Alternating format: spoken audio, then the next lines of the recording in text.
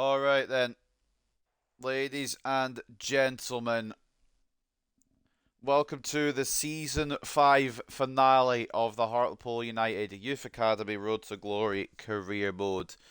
Now, I thought the finale was going to be yesterday, and if you haven't watched yesterday's episode yet, absolutely go and watch it. Absolutely go and watch that episode, or at least watch the last few games if you don't want to watch the whole thing, because I understand it's a long stream. But we are in the Championship playoffs. Now, looking at the table from yesterday, I'll give you 10 seconds before. Well, I'll show you actually the playoff finals, the semi-finals, I should say, just to show you where we're at.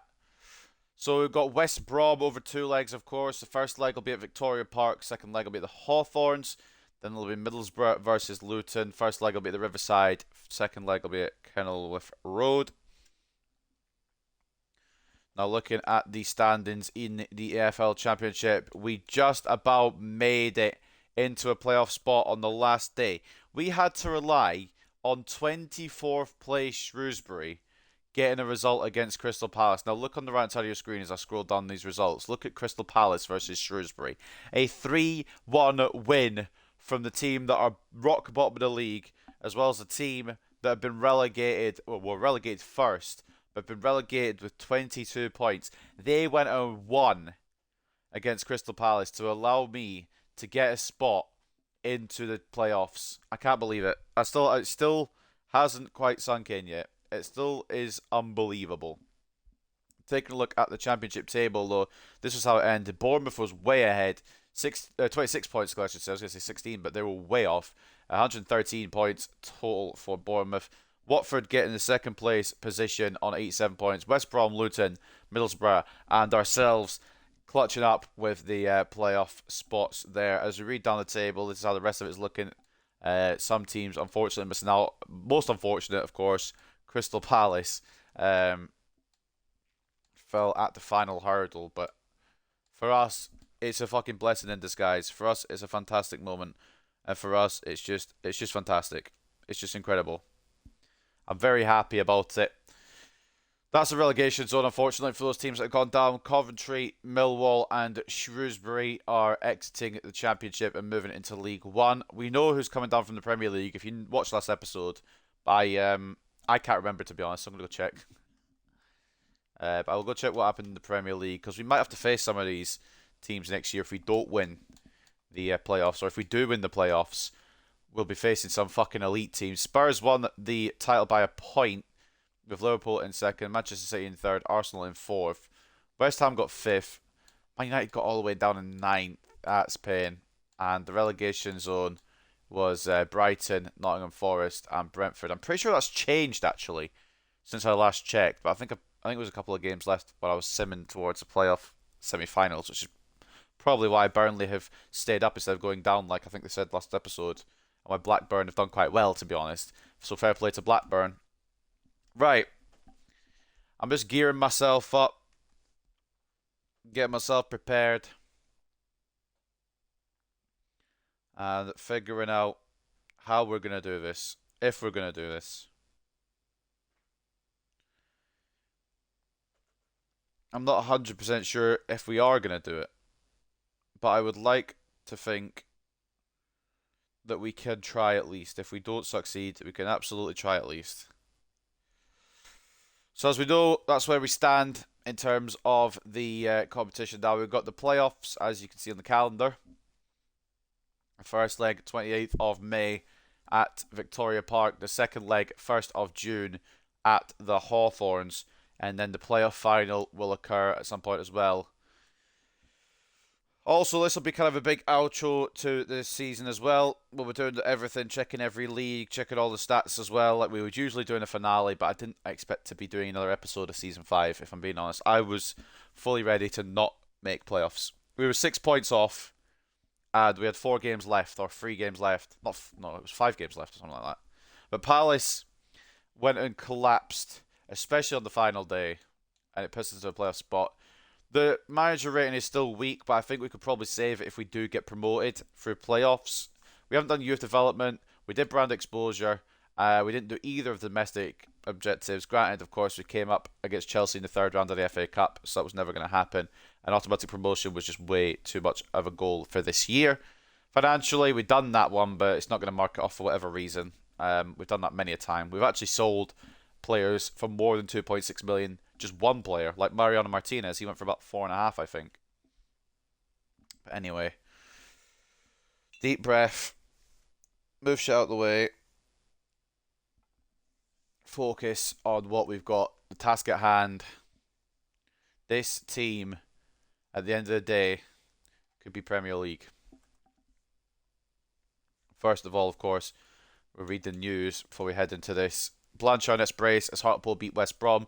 Blanchard was in superb form for Hartlepool United, scoring twice and was decided to a 2-1 win against West Brom. Of course, we'll play them again now, but this was the team we had to beat to get into this situation. We also cost them automatic promotion, so they've been looking for revenge. They've been going for the jugular, so it will not be easy over these two legs. We might just get knocked out straight with the semi-finals, but at least we got to this point in the first place. I'm just happy we made it into the top 6. I'm not even fussed if we win it or not. I will be going for it, absolutely. But if we don't win it, I'm not going to fucking cry about it. I'm not going to lose hope with this team. Moffat and Galloway in the team of the week thanks to that win over West Brom. Player of the tournament in the Europa League has been announced as Liverpool's Rodrigo. Player of the tournament in the Conference League has been announced as Hajduk Split's Anello. Roma won the Europa League with Laporte standing by the title. And West Ham won the Conference League. I'm not sure who's standing by the title there. I don't know who it is. I'm going to be honest with you. Go check. We've also got some scout reports coming in. We're looking for a solid centre-back, maybe even two solid centre-backs. And a right-back, potentially. I just want to see who that West Ham player is. Probably Cornet, isn't it? I think it is Cornet that's with the title. Or Sangare, maybe. Probably, actually, it could be Sangare. Let's watch Sangare.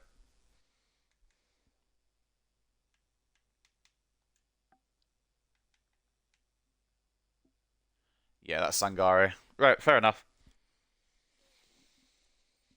Oh, man. Well, let's get into it. There's no point in wasting time. So I've checked everything here. Tavernier got Player of the Month for April. And I've not had one for May yet, for whatever reason. And Spurs won the FA Cup. We'll go through all this at the end anyway, but this year's Emirates FA Cup was won by Spurs after a hard-fought victory over a battling Arsenal side. I expect us to keep challenging for silverware like this now, said a relieved and emotional Spurs manager after his team came through a tough tournament. It's a dream come true for all of us, me, the staff, the players, and most important of all, our loyal fans. 1-0 win for Spurs in the FA Cup final. McAtee being linked to Mainz. He's about to be a free agent. They've not added him to a new contract. Right. Let's not waste any more time. Let's just get into it. Either we'll get the celebrations on the way because we become Premier League, or we'll be... I won't be, like I said, I won't be disappointed if we don't make it, but I want to try and give it a good old go. So let's focus here and make sure we've got a team we want. So Duncan wasn't initially meant to start the last West Brom game, but we'll keep him in now, I think. Although Jacobs... This man could not be understated for his impact. Fantastic performances from out of nowhere from Burn Jacobs. One hell of a goalkeeper in this end run anyway, even if he's not probably the best ever. Maybe not the first name on the team sheet. I think this is how we line up. I don't think anything needs to change here. My only thought would be to put Maresca in, actually. We're going to do that. But we'll do that from here. And this is a team that is going to go into this battle in the Championship playoffs against West Brom. It's the first leg that's going to be happening at Victoria Park. Hartlepool United versus West Bromwich Albion. And I don't know if the other playoff semi-finals being played at the same time. Just to keep an eye on it. It isn't. There's no goal news option. So we'll just have to figure out what's going to happen with that. Maybe we will get through to the final. Maybe we won't. But we've got to try. That's all we need to do. Just try. Duncan in goal. Moffat and Gomez as the fullbacks. Galloway and Contreras as the centre-backs. Diop, CDM /centre mid. after that incredible performance against West Brom in the last game of the season. Can't drop him. Maresca, centre mid / Cam, just kind of holds the midfield together. Wilson off the left, breakout season, deserves this opportunity, deserves this stage. Roberts, right wing, with Blanchard and Rodriguez leading the line up front. Rodriguez, captain. Can we secure a trip to Wembley over these first two legs? If so, who will we be playing? If not, then we've given it a damn good try and we've given it everything we've got, and that's all I can ask for. So, ladies and gentlemen, the first leg of the Championship playoff semi-finals. It's Hartlepool versus West Brom.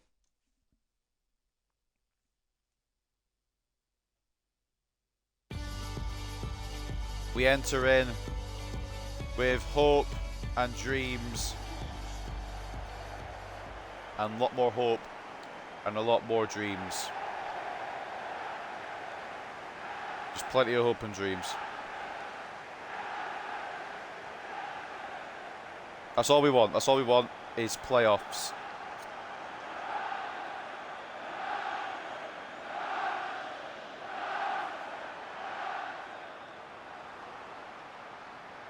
Massive fucking stream yesterday, absolutely.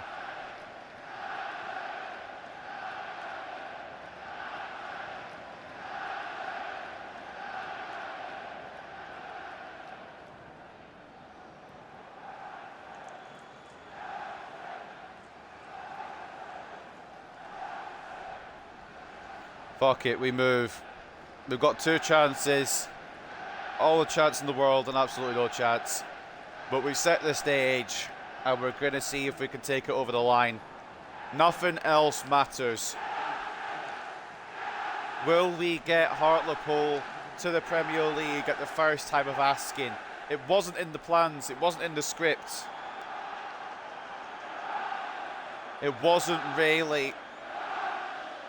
I didn't really expect to get to this. I thought we would just have a nice kind of top half finish, then build the team for Premier League next year.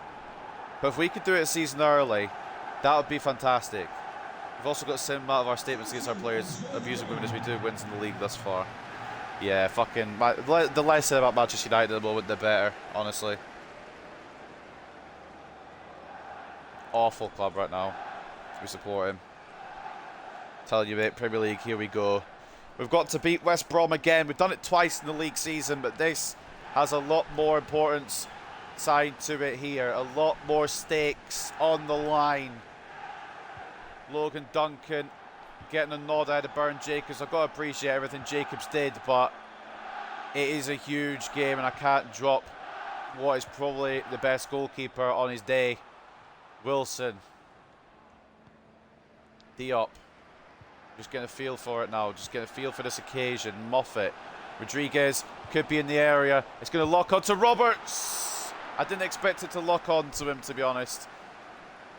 Maresca picks up the ball. West Brom on the back foot a little bit. Roberts going to try and ball it in again. Wilson can't get there. I don't want to try to say ball it in. Cross it in again. Blanchard, the player to watch. He's the one who got us here, to be fair. Galloway just playing it safe. Playing it smart. Diop. Out to Wilson. Can he do it on this stage? Rodriguez is way out here. Need him back in a bit. Wilson gets caught. Moffat.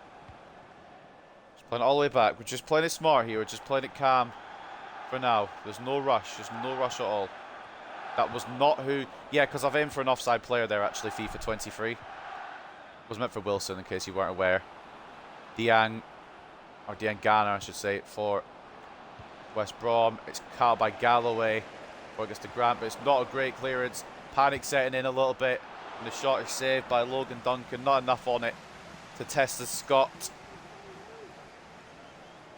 So over two legs, can we overcome West Brom? We've done it twice in the league already. A 2-0 win earlier in the season, a 2-1 win literally to qualify for these playoffs. Winner of this will face the winner of Middlesbrough versus Luton. Do we make it to the Premier League? That's the question. If we do, then my God, what a fucking story. If we don't, then fair enough, we gave it our all. Roberts, that wasn't meant to go that far. Diop tries to keep it alive, but it's going to be away again. I wasn't going to do these today, but I want to get either the pain or the jubilation over and done with. I was actually just going to leave it till tomorrow. Even though I said I'd probably do it today, I couldn't be bothered really, but we're going to do it. And by couldn't be bothered, I mean slightly hungover. It's fine. Rodriguez, Maresca, Diop, Blanchard. It's just, they've packed it with defenders here. We've had a lot of the ball, but just not a lot to be able to do with it at the moment. Gomez in towards Blanchard. Headers just over the top. Decent effort from number 10, Achille Blanchard.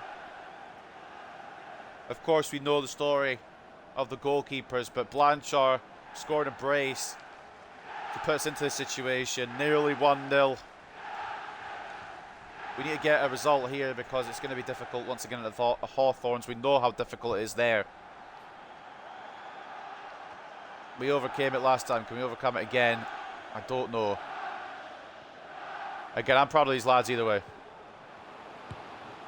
Good save by Duncan. I don't know why Galloway was that far out.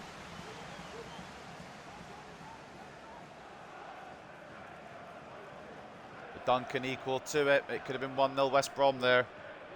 If we manage to pull off the Premier League promotion, we've got to sell a big player and secure the signature of a massive regen. I think you're right. There's a couple of players who I might sell for the money alone. Good save by Duncan again. I'm trying to bring Contreras across, but Duncan's at it.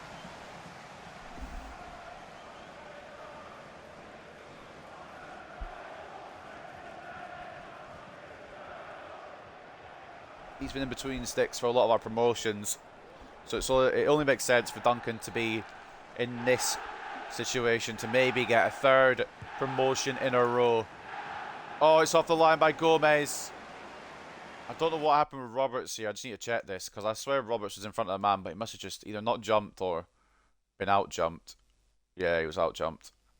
Duncan didn't save it, but thankfully we had a man on the line. Rafael Gomez, I think it is. Just checking, so I've got the number right. Yeah, Rafael Gomez preventing a goal there for West Brom. That could have been dodgy. Roberts getting out jumped. Not really a person to be marking people from corners. Wilson out turns Furlong. He's got to have a chance here for himself.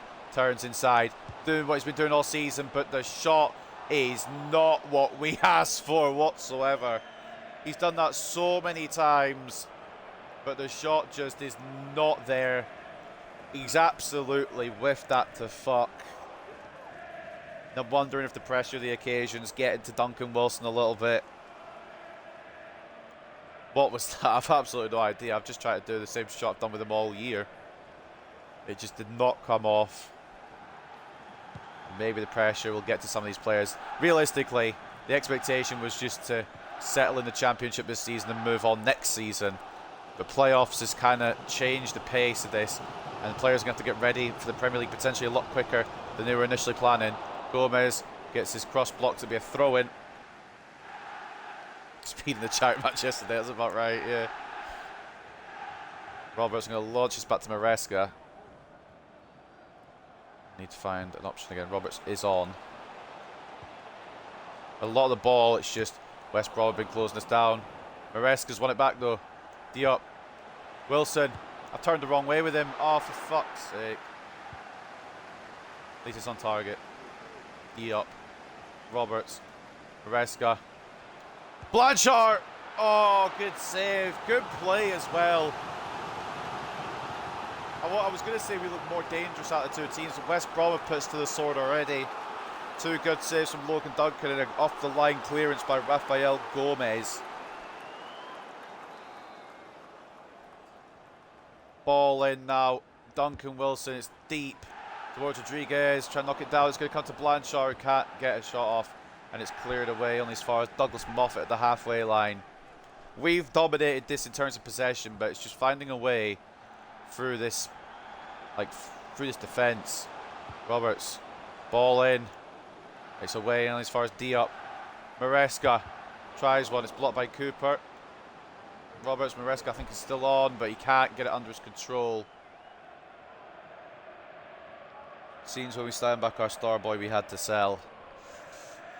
I don't know if I'm going to do it first season in the Prem. I think we may have to wait a bit before we reunite with a certain man. But we're definitely going to sign someone big. I don't want to sign Sutherland back and then forget everything that Douglas Moffat's put into this team, because he has been a fucking engine at our left back spot for years. I can't just have him drop off onto the bench. I want to have one Prem season with Moffat, see how he does. That's even if we get promoted today. We can't think ahead yet. Duncan collects the ball. Moffat. Oh, sorry, Gomez, sorry. It's the right side, isn't it? Roberts. Is Rodriguez asking for that? Fair enough. Oh, it's Maresca. Mid-movement space. I don't know where Rodriguez is going. This has not worked out now. Roberts. Diop.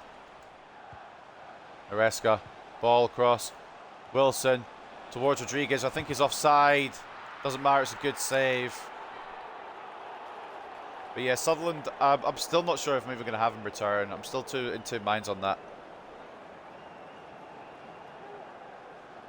Because I appreciate what Moffat's done for the club, but God, I want to reunite Sutherland with Hartlepool. It's 50-50 at the moment. It depends what Moffat's potential turns out to be as well. Because it's still showing great potential, but my God, is he a fucking weapon. Davis now for West Brom. Probably the last chance of the half. And it's crossed into the side netting at the break. It's 0-0. Nothing broken yet. Deadlock not broken at Victoria Park. The lad Erling Haaland, the regen, has to be the signing, as he potentially does. We'll just put all the money into him. Obviously, there's one man who I do want to sign, whether we go up or not next year, and that's Daniel Poli from Reading. We're going to try and make that work however we can. Blanchard coming closest for us with that header. West Brom with a shot cleared off the line. Around the grounds, even though I couldn't put the goal news on, there is the other semi-final being played. Luton lead at the Riverside. Match facts then at the break. It is 70-30 in favour of Hartlepool in terms of possession. We've had a lot of the ball. We've been hogging it. Just try to play our game. 6 shots to 4 with 1.3 expected goals to 1.1. We do have a slight edge over the Baggies in this one, but what we don't have is the goal. Taking 0-0 at half. We will, absolutely. It's been disciplined defending. Some good saves from Duncan. A clearance off the line that has kept us at 0-0, but also we had plenty of chances to go up a goal as well. It might just take one bit of skill from somebody, from anybody. You'd expect it to be from Duncan Wilson, but I've not been able to pick him out too much today. There's the goal decision system, but I think we can probably tell that it's not going to be a goal. Gomez there, sorting it out, thankfully. Snuck past Duncan there, surprisingly, that one. Corner.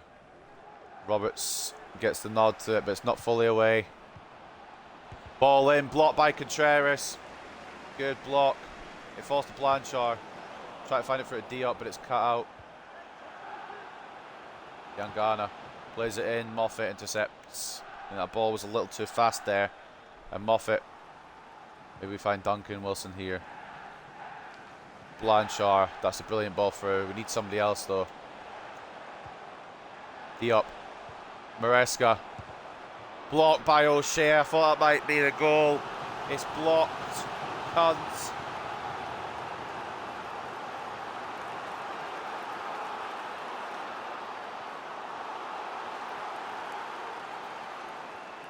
Corner, Hartlepool. Ball in, coming from Duncan Wilson. It's deep again. Contreras to knock it down. Oh, Rodriguez. Oh, no. It was bouncing everywhere. I thought it might sneak in the back of the net, but it's a save, and it's been stopped on that occasion. That's probably our best chance now, aside from that Blanchard chance first half. I don't know why Galloway's committing like that, but he has done. Offside. I don't think it was actually, but it's a great save from Logan Duncan, equal to it. I thought it might have been flagged off. Ah, man, this is fucking pressure. Getting the ball, you bloody cunt of a ball. Is that what I said? Honestly, I'm not really paying attention to myself. Maresca ball in towards Blanchard. It's going to come to Duncan Wilson. 1-0. I don't know how that's found the back of the net. That's such a shit goal, but we're going to take it. First blood goes to Hartlepool.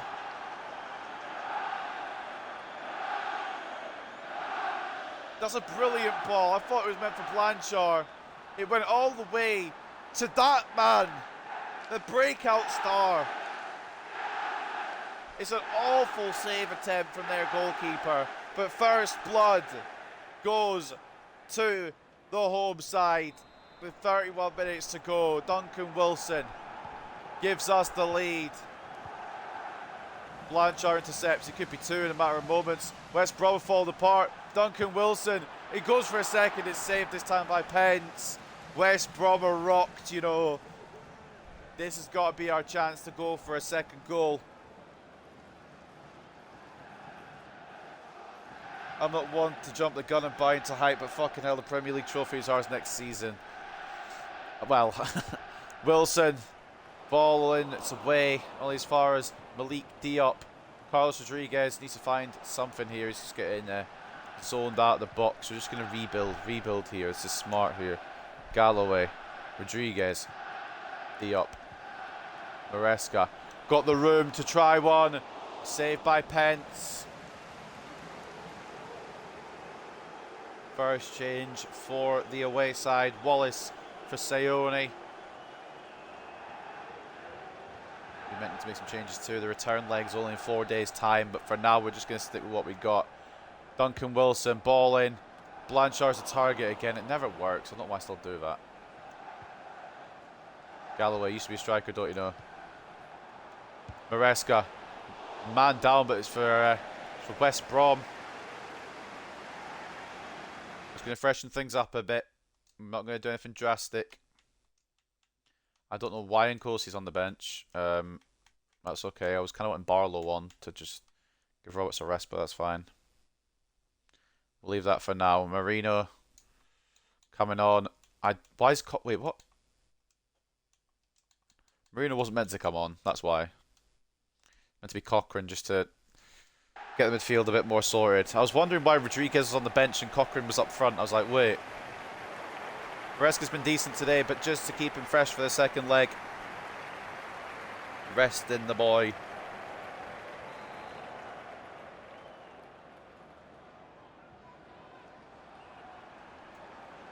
Wilson. Towards Contreras. Galloway. Heavy touch. Diop. Oh, couldn't find the ball through, and it could be counter now. Counter time for West Bromwich Albion. We're not careful. Gomez has gone in for it. You've got to respect the tenacity, and he's got to tackle him. Get off the ground, you lazy twat. Someone just stuck your legs laying on the ground being injured. Jesus. I wonder if he has got a knock. The West Brom player. That would help. If it's a good player, that would help us for a second leg, honestly. Just needs to be further in here. Oh, he's been done. Thank God, man. Contreras, I don't know why he committed out there, but Swift puts it wide of the target. It was curling, but ever curling wide. For a moment, I thought I was nestling into the right-hand corner. I messed up with Contreras. I tried to bring him back in because he committed himself out.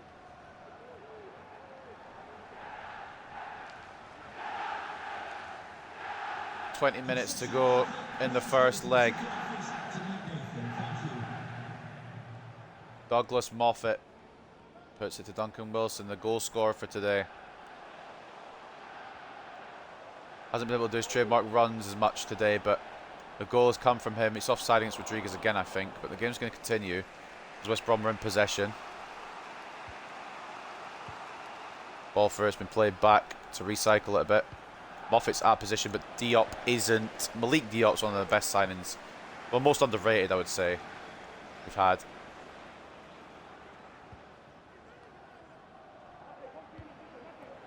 All the way out to Gomez. Knocks it on to Roberts. Gomez through again. Cochrane's there. It's an awful ball.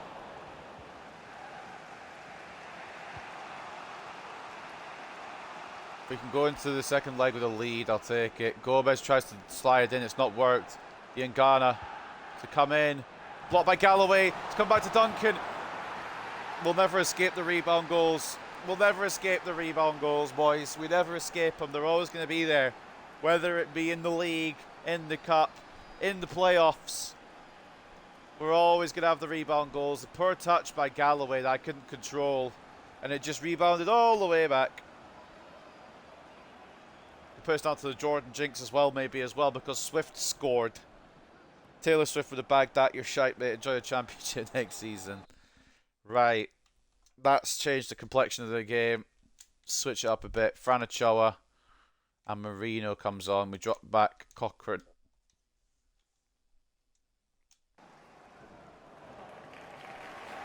Wilson for Ochoa. Diop for Marino. Now we've got it all to do again. Rebound goals will always be there, unfortunately. We don't have a choice over that. Fran Ochoa takes it around Furlong. He's fresh and he's ready to go. Ochoa pops the ball. Back post. Roberts knocks it down to Rodriguez.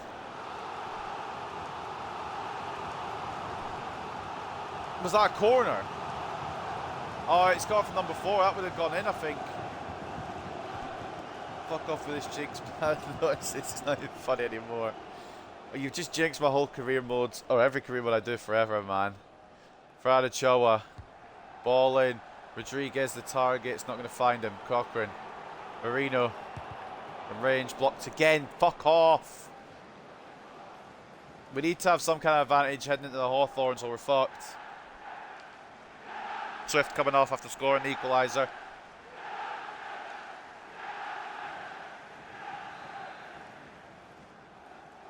Cleary coming on. Roberts towards 6'6". It's not going to happen. Rodriguez going to knock it back out to Roberts. We're going to have a recycle. Blanchard won't get there. Marino. Oh, look at that movement from Marino. Rodriguez. Galloway launching it, or not launching it, but laying it off to Cochrane. Ochoa, perhaps. Oh, it's saved. And I think Rodriguez touched it before it went out. Or did he? He did. I tried to prevent him from touching that.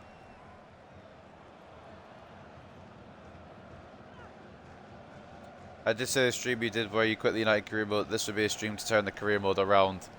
True. You need to stop jinxing me, man.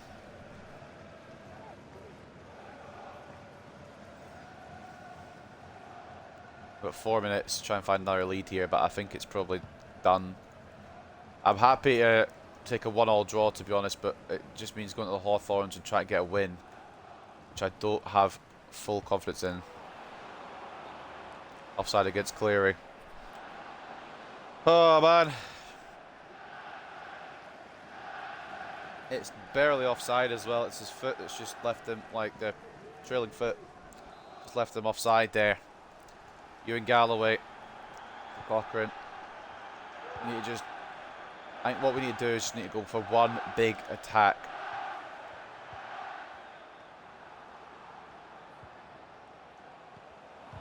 Choa losing it, winning it back. Moffat. Try to just get it through somehow. Trying to show us 6 minutes of added time. It's an awful ball. It's thrown all the way back to Fran Ochoa. Popped back towards Marino. Corner. We'll take that. We'll take that. Why have you touched the ball off the pitch then, mate? Don't want to talk about it. Wasn't intentional. I was trying to hold Rodriguez back. He's just too aggressive. Ochoa. Ball in. Heavy towards Contreras to knock it down. He's not going to be able to do so. Cochrane off the edge of the area. Blocked away. I don't know if that's going to be our last chance of the day, boys. Gomez can pick up his loose ball and we might be able to go one more time. Rafael Gomez. Keely Blanchard. Through to Fran Ochoa. Oh, what a save. It's still alive, it's still alive. The ref's not going to let us continue. The first leg 1-1. Even Stevens as it goes. A goal from Duncan Wilson was not enough as John Swift equalised for West Brom with a lucky rebound goal. I know that they deserved a draw here, to be honest, but it's just a fashion that I seem to concede in every fucking time, bruv. Man. Joe should have finished that as well. Yeah, I'm not really sure how he's not finished that off. I hope that's not the moment we regret here. 1-1 at Victoria Park. We got lucky as well, but we also dominated. It's kind of 50-50 on that. West Brom had some really good chances, and they did put one away in the end. 67-33 in terms of possession, 17 shots to 9. 4 expected goals to 3.2. We tried to dictate the pace, and we had plenty of opportunities. We just didn't take them. We just didn't take our chances, and we need to do that in the second leg if we're to even make it to the final. Taking a look at the ratings then, Rafael Gomez, man of the match. Can't disagree. Solid on that side. Keeping Diangana quiet. 8.2. 8.1 from Moffat as well. The fullback's putting in the work. This is what I mean with Moffat as well. I don't want to just throw him to the wayside to bring back Sutherland, because Moffat's been so damn good. Roberts, creative but not good enough to get a goal or assist today. Maybe we try Barlow at some point, perhaps. Oh, I don't know. I don't know what to do. Goal came from Duncan Wilson, of course it did. 7.6 for him. Logan Duncan keeping them at bay as much as he could. 7 shots, 5 saves, 1 conceded. The math ain't mathing, but we move. And the assist coming from Fernando Maresca maybe brought him off a little too early. Man of the match for them was Diangana, but he has picked up a knock, so they might be without Diangana for the second leg. Patrick Pence, 7.5, 10 shots on his goal, 9 saves, 1 conceded. And the goal coming from John Swift, 7.2 for the centre forward. Well, 2-0 to Luton in the other leg, so it looks like Luton will probably be one half of the playoff final.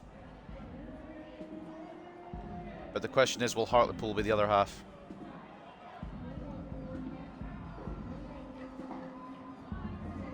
It was not the performance we wanted.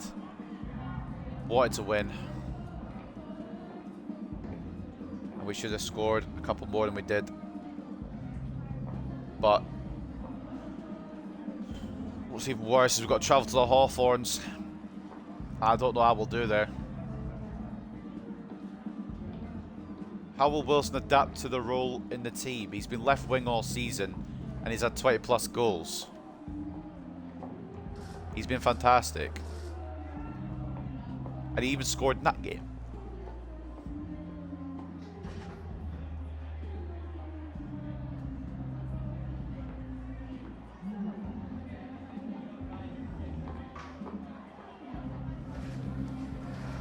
I'm happy we didn't lose because they are a difficult team. We've still got it all to do in the second leg. Luton probably got 1 foot in the final, like I said. Although Middlesbrough could turn it around on them, I don't know. But what I do know is that we've got a lot to do in this one. Progress assessment, youth squad monthly report as well. We haven't done the financial objective, even though we've done it already, but it hasn't marked it off, apparently. Well, I don't really know at this point. Ezra Jennings, probably call up and sell, I think. Some of these players look really good still. Some of them probably don't. We'll leave them for now. Unless they want to call it. Won't be called up. 4-1 to us in the second leg. Called it now. I'm hoping you're right, mate. I'm hoping you're right. We need a good performance to get us into this playoff final. I think the squad has to remain unchanged. In fact, actually, no, that's a lie. We're putting Cochrane in instead of Maresca, I think. And we'll have Barlow on the bench. Just before we go in, actually.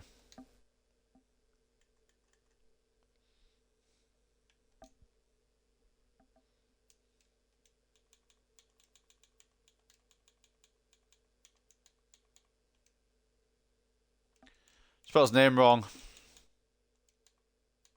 Wondering why it wasn't coming up.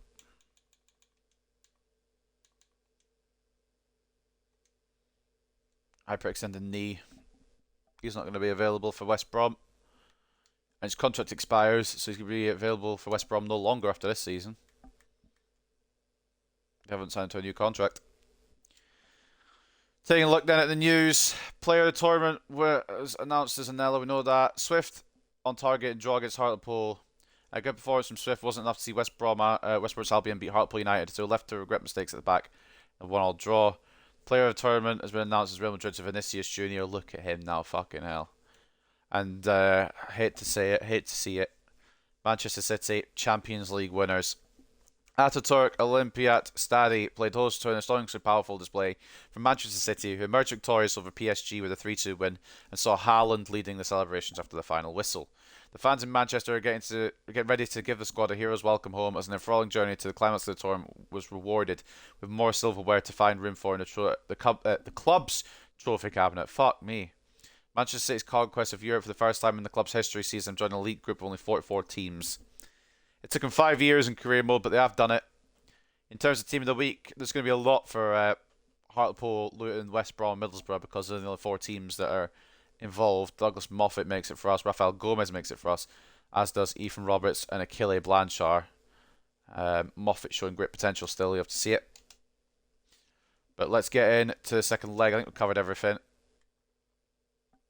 Player of the Month award from May. Rodriguez of Hartlepool, Danilo of Bournemouth, Castellanos of Bournemouth, and Wilkinson of Norwich are our nominees. And then versatile Wilson shines.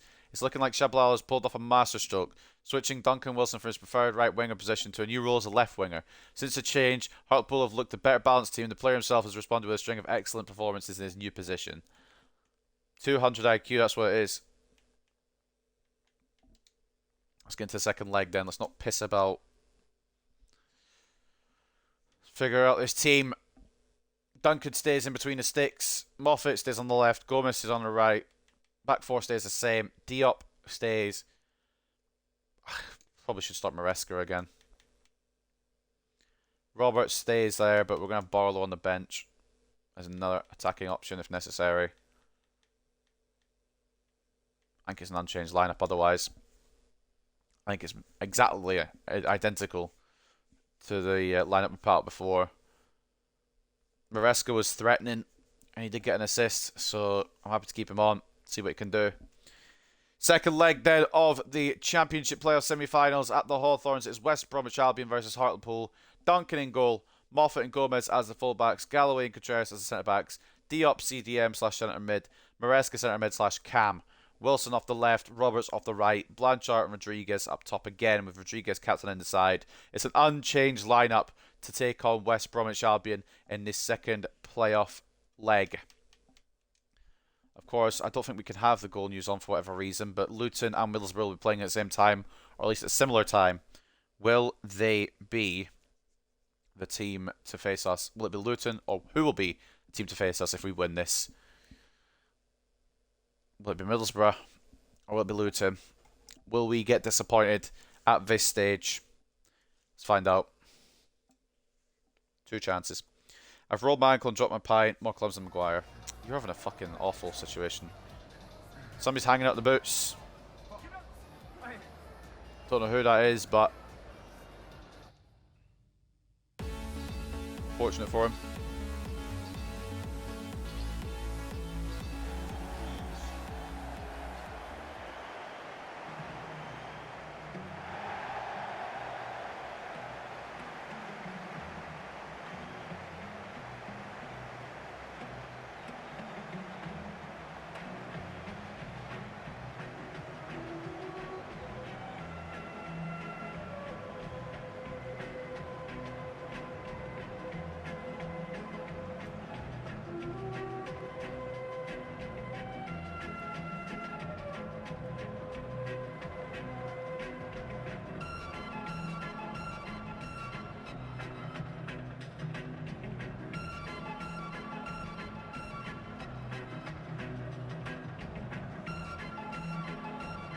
This music just reminds me of fucking Chelsea. It does my head in. Oh, who the one's retiring is? It might be Jed Wallace, honestly. He's quite old at this point. Hanging up the boots, mate. Nobody cares. piss off into retirement, mate. This is about Hartlepool reaching Premier League glory. Damn right. Let's see if we can do it. It's a rainy day in the Midlands.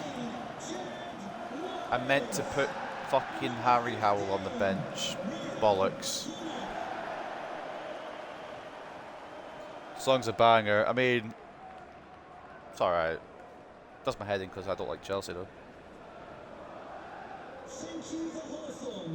Second leg underway. Well, not underway yet. It's about to be. Hartlepool kicking off proceedings at the Hawthorns. 90 minutes to decide whether we make a trip to Wembley or whether we crash out at the semi-final stage and we go again next year. Achille Blanchard to get the ball rolling. It's Hartlepool versus West Brom again, this time at the Hawthorns. 1-1 on aggregate at the moment.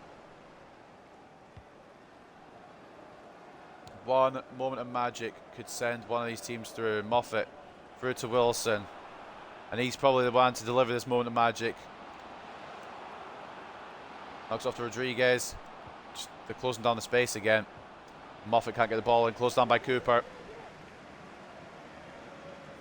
I'm a little bit hesitant to go for these runs with Wilson in this kind of situation. Rodriguez, what a ball! Was swerving and swinging. Didn't quite make his target, but there's a good fucking swing behind that one. Oh, Galloway's been caught. Moffat will catch up though. Good by Douglas Moffat. So I mean, the recovery from this man. Apparently it's a foul, but I don't know how. Ball deep for Galloway to head away, thankfully. Moffat. Possibly counter-attack now. Everyone forward from the free kick. Rodriguez. Come on, Carlos. Oh, he started with the wrong foot. Oh. What? Oh, no! Right, I need to take a minute. What have I done there, then? I wanted to dribble the ball into the net. Oh, fuck off.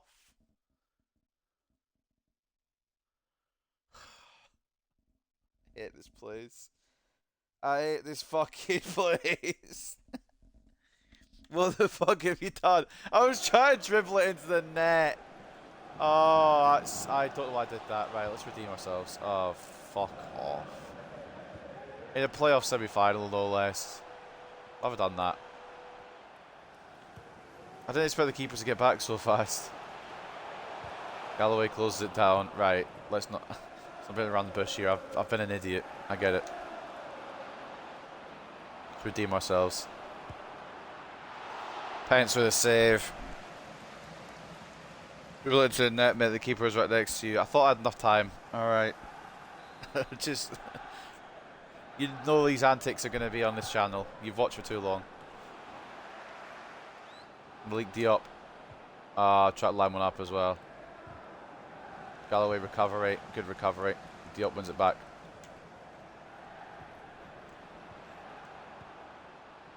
There's no Wilson down there. Why? It's this kid right back, Son. Oh, it's not Hyung Min, but he's going to be retiring. I'm just a genuine fucking idiot, ain't I? I don't know what my thought process was there, really. Good cut by Diop. If I bottle this now, I don't even want to talk about it.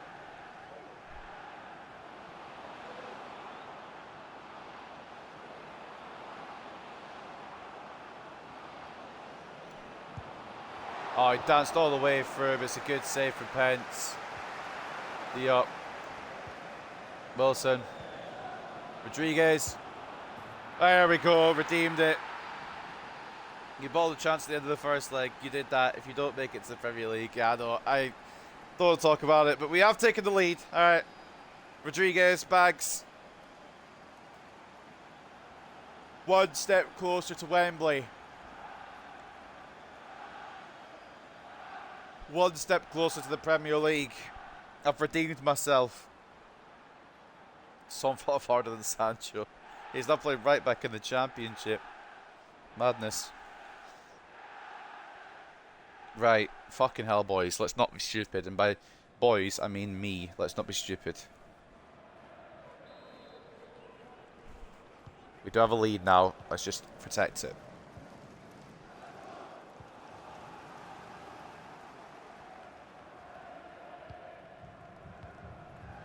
Oh, I fucked up with Moffat. It's incredible how much he recovers though. Even if he misses, he'll come back again. Don't you worry. Maybe not. Oh, Duncan wasn't sure, but Galloway had it covered. Right. Moffat, I'm trying to pick you up and you just let me down.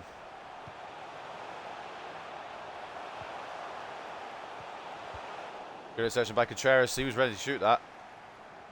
Oh, Rodriguez. Party tricks. Gomez to Roberts. Naresca. Oh, I tried to knock it onto Blanchard, but didn't win the ball. Which was the issue there.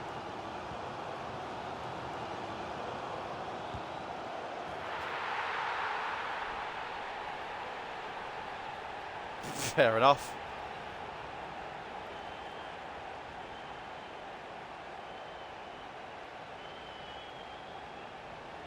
I mean, you can't argue with it, can you? I tried to bring Contreras across, but there's no arguments on that one. That's a fantastic finish. Puts West Brom back into it again. I've been a believer even when you weren't. I've been massive this season. True. A lot of times where I thought we'd fucked it. But Cleary equalises for West Brom, and I've got no arguments on that one. What a fucking finish.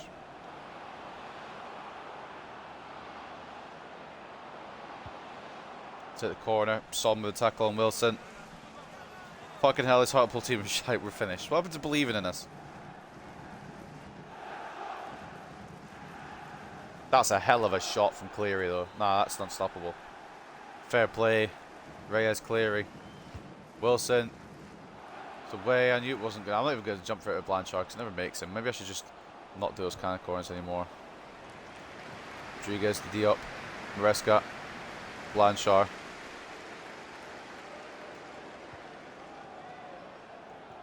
Gomez, Diop. I was meant to go Roberts, but Rodriguez got in the way. Try it again. This time Malumbi gets in the way. If we do fuck it, I'll be thinking about that Ethan Roberts chance all night long.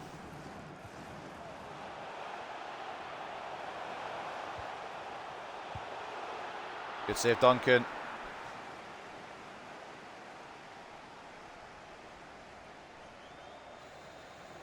Eek.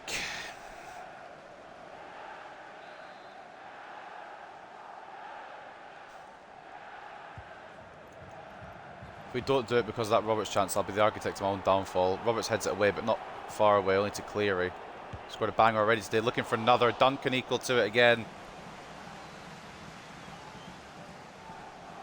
I'll only have myself to blame if we fuck this now. Which I guess is the point of the career mode anyway, because I'm the one actually playing it.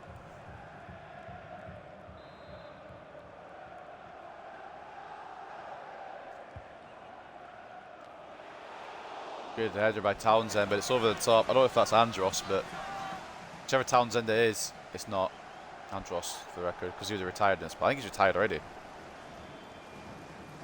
Cristiano, Cleary, mate, calm down. I know he's just going for it. We can't allow it. We need to find a goal. It's easier said than done, especially when we had a chance literally a yard out and I fucked it by trying to dribble it in.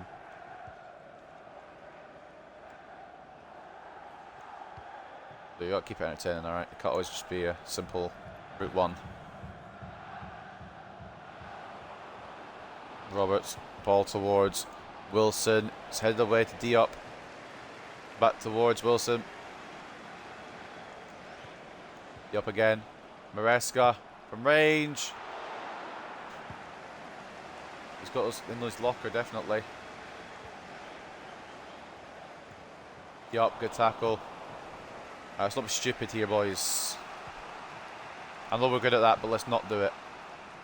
There's our brains. Wilson. I did say it would take a moment of quality, and Cleary's tried to have his own moment of quality in this game. Wilson. I wanted to go the whole way with him alone, but got closed down, so now I've got to readjust. Roberts. Rodriguez. What on earth is that, mate? I didn't try to go for power at all because I just tapped B. I didn't really hold it for too long. Unfortunately, it's gone over the top of the goal.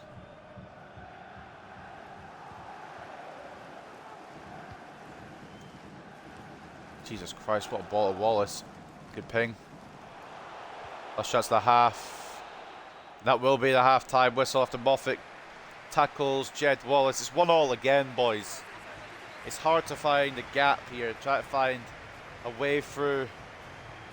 Will there be scenes at the Hawthorns? And if so, for who? Every time so far, Hartlepool have gone a goal up. West Brom have found an answer. With 45 minutes on the clock, we've got to dig deep and not be stupid, which is difficult for me, but I will try. 1-0 to Luton in the other playoff semi-final, which pretty much secures that the winner of this match will be facing Luton Town at Wembley. Will it be Hartlepool? Will it be West Brom? 45 minutes to decide that. 60-40 in terms of possession, 6 shots to 4, 1.8 expected goals, 0.6. We should be winning this, and I'm going to be honest with you, it's my own fault that we're not. Second half. Couldn't finish in a brothel, literally, at the moment. That's my scored ability. Slightly weaker team as well for West Brom, so we should be able to maybe just get the advantage over them, get the edge over them, but it's not happened yet. Decent effort. Just over the top. Wait, was that a save? Hold on. In that case, that's probably a really good save. Hold on, I didn't realise that was a save. Number 8 here, just taking the shot on. Is it going in? I think it was hitting the bar, but Duncan making sure. That's a great save then. I didn't think that was a save.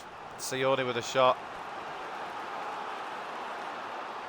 And the Baggies coming out firing in the pouring down rain.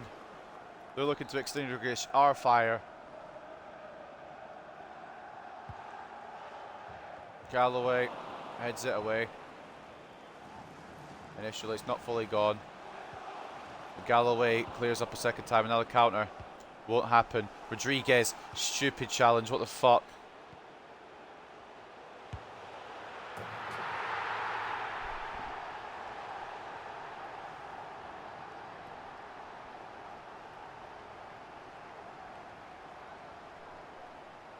I could cry.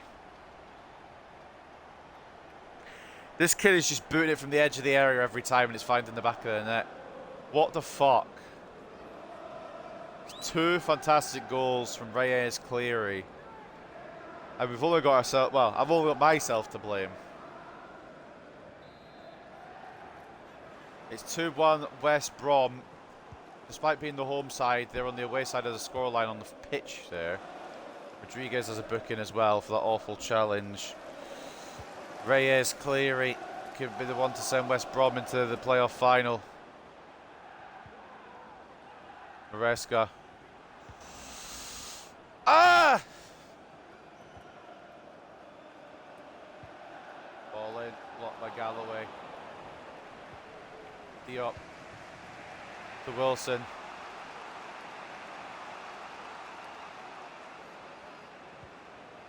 Rodriguez. I think Blanchard's tried as a decoy there to put off Pence, but it was not to be. It didn't work at all. Very good goalkeeper they've got. I've aimed that for Maresca. It's just gone to not Maresca. Ball out to Tulloch. He keeps it in, but Gomez will get that off the heavy touch. Cherish back to Gomez. Rodriguez got to take on himself here. Surrounded. Panicked here. We need to just pull it back. Diop. Wilson. Oh, I saw Maresca in the middle. Should have just thundered that with Wilson, honestly, but I saw Maresca in the middle. I've fallen over trying to make a tackle. Half an hour left, boys, and we're down. It's my own fucking fault as well. If I just shot with Roberts, tried to dribble it in like a dickhead. Blanchard. Out to Wilson. Come on, mate. There's a moment of magic. It has to be now. Just lets it through to Rodriguez. Cleary piss off. Absolutely. Get out of here, mate. They should have injured him last game rather than Diangana. Obviously, I don't want to wish an injury upon anyone, but in FIFA terms. Tulloch puts it just off target. Something's got to change, boys. Something's got to change. Taylor for Cooper on the West Brom side. Come on. Punched my fucking leg, and I don't know why, because now my leg hurts. Galloway to Moffat. Please don't fuck this touch up. Nice, mate. Got to go route one Wilson here. Inside to Rodriguez. Maresca. One more. Roberts. How has he gone there? I'm not even aimed there. Please, Rodriguez. Oh, it's just not going to be our day, is it? Wilson wins the header, but can't win the ball. Can't win the strength battle over Wallace. It's not going to be our days. I fucked it. I fucked it myself here. Fuck off. Try and stay positive. Try and stay positive. It's difficult, but try and stay positive. Leak D up, good tackle. Then I'm not sure what passing is in this game anymore. Good save by Duncan. I don't know what the fuck's going on. I'm panicking. Right. Moffat. Route 1 Wilson again. He's got that fucking left back on toast, or the right back on toast. Blanchard. Beautiful, beautiful boys. Beautiful boys. Let's just not get ahead of ourselves here. Ethan Roberts makes it 2-2. What a bit of play from the boys there. Route 1 Wilson does the tricky again. Cuts all the way inside through to Blanchard. It's a great ball laid across to Ethan Roberts, who is onside. And it is Hartlepool's to fuck up again now. Change is going to be made.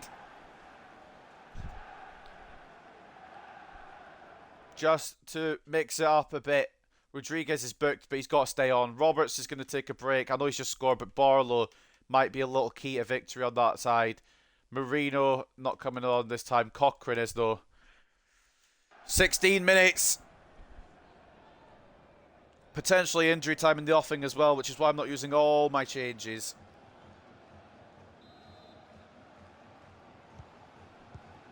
Two fantastic goals from Reyes Cleary being cancelled out. It's 3-3 here in aggregate. 2-2 on the night. Good tackle by Gomez. Yeah, we absolutely needed that. It was great play from the boys. Like I said, if we don't make it through, then at least we give it our all. Great save by Duncan. I think it's going to be a goal kick. Or did Seoane shoot that after it went over the line? Didn't pick him up at all there, Contreras or Galloway. And Duncan bails us out at the near post. Fucking hell, boys. Taking liberties.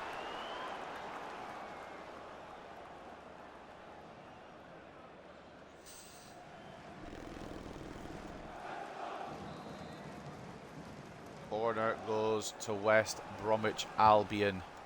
Contreras has to header this away. Can't not. Barlow. Rodriguez. Just had to get through to Wilson, lad. What the fuck?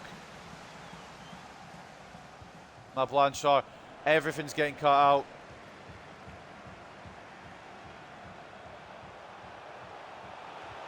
Galloway. I don't know if he'll be starting next year, but especially with passing like that.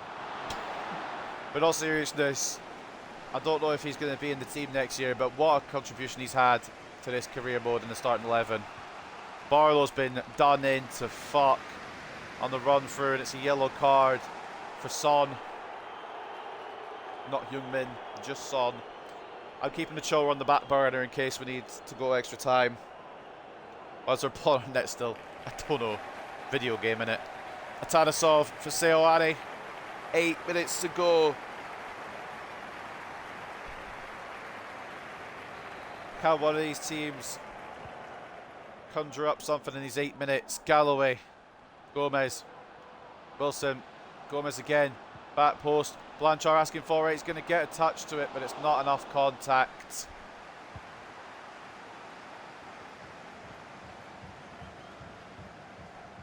I'd be lying if I said I wasn't shitting myself, boys. I'd be lying if I said I wasn't shitting myself. Cleary again. Been their problem all day. Contreras didn't pick up, but Duncan equal to it. Cleary's been a fucking pain in the arse all day, man. And for whatever reason, he switched to right back. Group 1 Wilson doesn't work that time. It was an awful pass.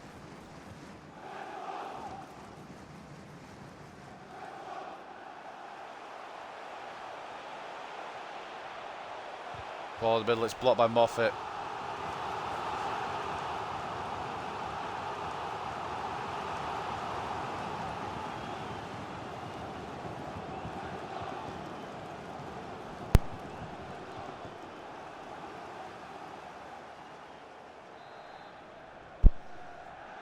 Fucking hell, boys. Header, saved by Duncan. Been much appreciated if he just kept it out and held on to it, but at least he kept it out. What's the injury time going to be?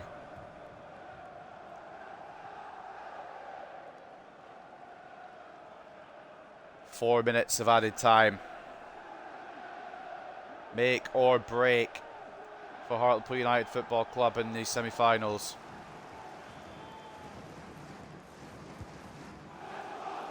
Gutierrez to head it, only as far as Barlow. Gomez, tackle. Moffat, just getting it gone. That's all you need to do there.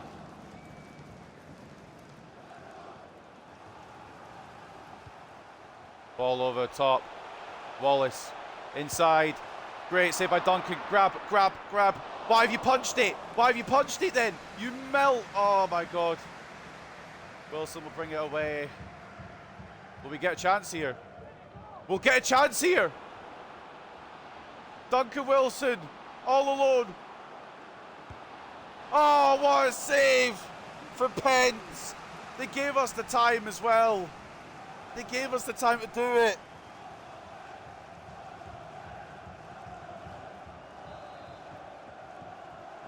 Final opportunity of the 90. Wilson calling it short. Jackson Barlow coming short for it. Rodriguez. Galloway. No. No. Oh no. Into extra time. What do you mean you bottle job? There's nothing more I could have done there.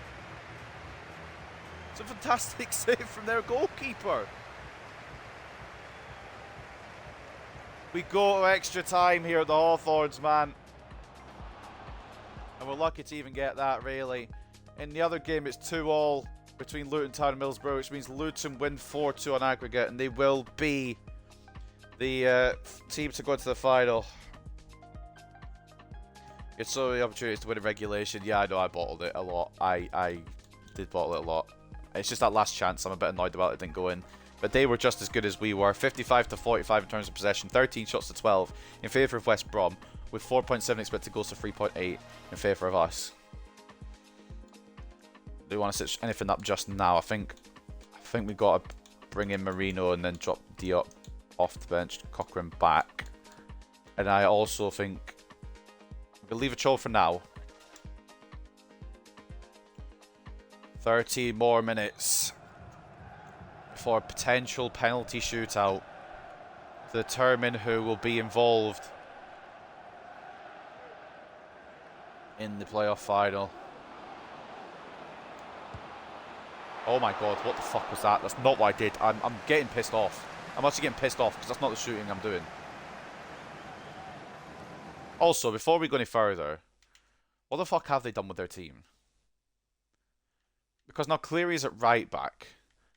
Son is at left back. I don't really know what they're doing. Townsend, I'm pretty sure, is defender, is up front. We have to fucking go for it now, boys. They're all in the wrong position. Commit Galloway out.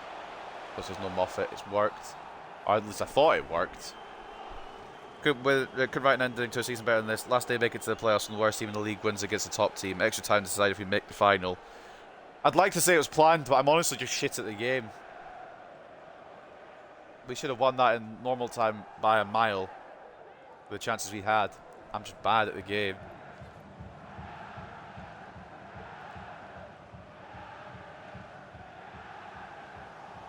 West Brom standing over this free kick.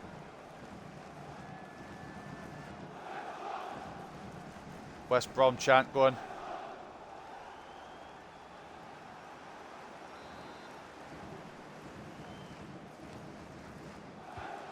Ball in. Duncan didn't come for it. Why didn't Duncan come for it? I held it to have him come and get the ball. The header is wide, and thankfully Duncan... What the fuck? He started diving and then just stood up. Hold on. I know there's a bigger, like, situation at stake here, but what sort of fucking animation is this? My goalkeeper dives and then just stands back on his feet. Duncan goes for a dive, and then, like, he pulls out of the dive. What the fuck? That's weird. He's going to dive for the ball, and he just pulls out of it like it never happened. What's up, Sobol? Welcome, mate. It's a tense time to join. Hopefully, we can provide something special here. Duncan Wilson gets tackled by Cleary. Don't ask why the striker is at right back and the defender is a striker. I don't even care. I'm doing alright, mate. I'm just stressed out to fuck with this career mode. Make or break tonight. Now. Today. Win the extra time of the championship playoff second leg. Semi-final second leg, I should say. Obviously, because the final doesn't have a second leg. Gomez, Barlow, can you create something? Through to Fran Marino. Tried to play it into Rodriguez. It's an awful fucking idea. Well, the idea was good. The execution was shit. Contreras gets caught. And it's offside against Wallace. I think if we get to the next 15 minutes. For the next 15 minutes, we're going to bring on Fran Ochoa. In fact, actually, I need to start looking at penalty takers. Just in case. Penalty stats will need to be advised here. In case we get to a penalty shootout. Galloway to Cochrane. Wilson.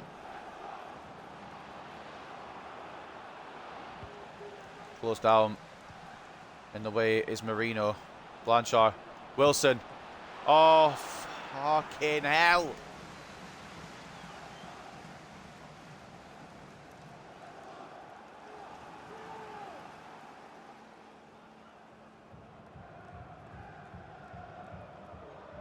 Corner to Hartlepool.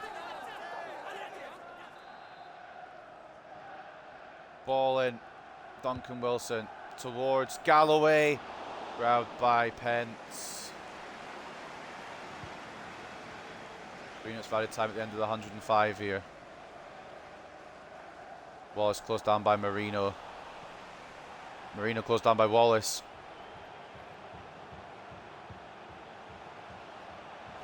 I don't know how it snuck in past Galloway or Contreras, but it has.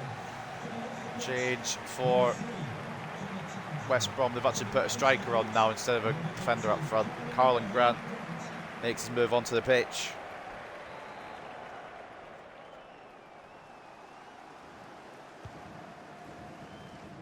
Header in.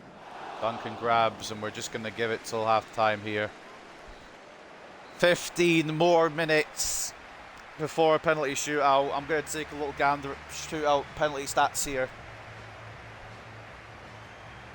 I want to know who the penalty takers are and aren't in this team, just in case it gets there. Still 2-2, 105 minutes into this tie. I guess 195 minutes into this tie because we had the first leg as well. We already know Luton will be awaiting one of us. What we're saying penalties, boys. What's the penalty ability looking like? Wilson's 51, Blanchard's 82, Rodriguez 78, Barlow 54. What's Ochoa got? Ochoa's got 49. Quigley's got 71. We might have to bring on Quigley just for a penalty. We'll see. We'll leave it for now.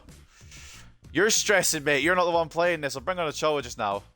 For definite. Freshen up that wing. I think he actually has worse penalties than Wilson, but I don't care. We need to freshen up a little bit. 15 minutes remain.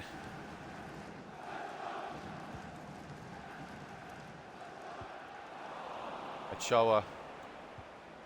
Cochrane. Rodriguez. Marino. Barlow, please. Barlow. Turn into... I've got the wrong way. I've gone the fucking wrong way.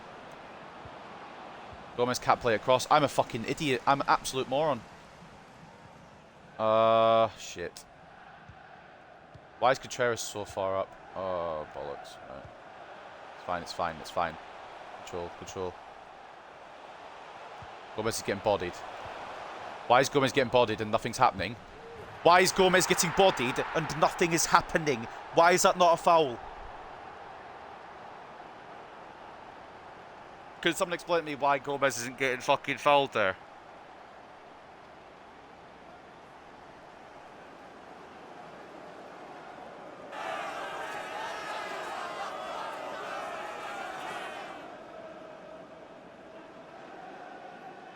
I'm the architect of my own downfall. It's my own fucking fault, but like... Why am I defending and not getting the ball, first of all, which I guess is a common thing right now, I guess just anyway. But Gomez has been fouled, and the ref is like, yeah. And what, mate? Benjamin buries us into a fucking situation that we might not be able to get out of. We get 9 minutes.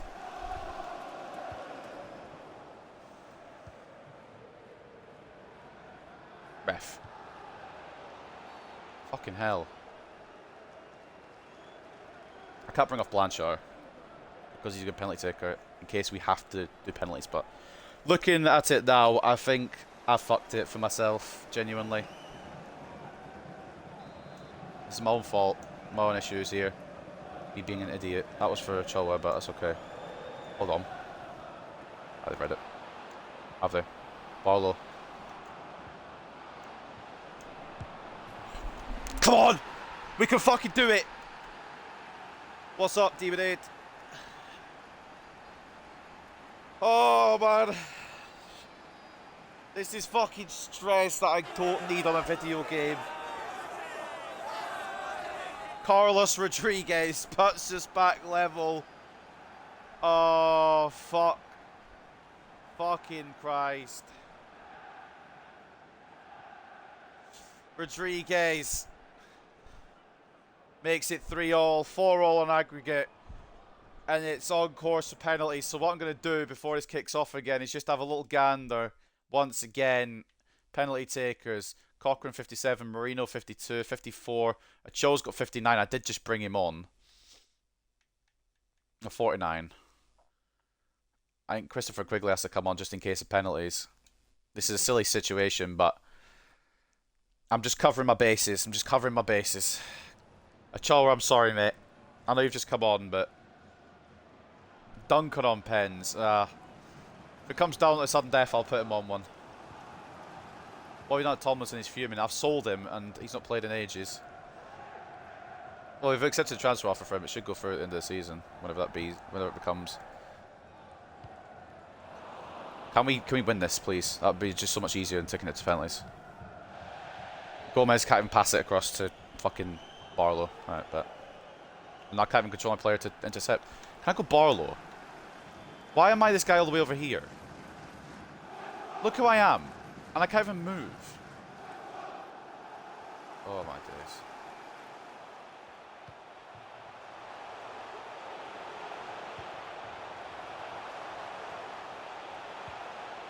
Galloway. Moffat.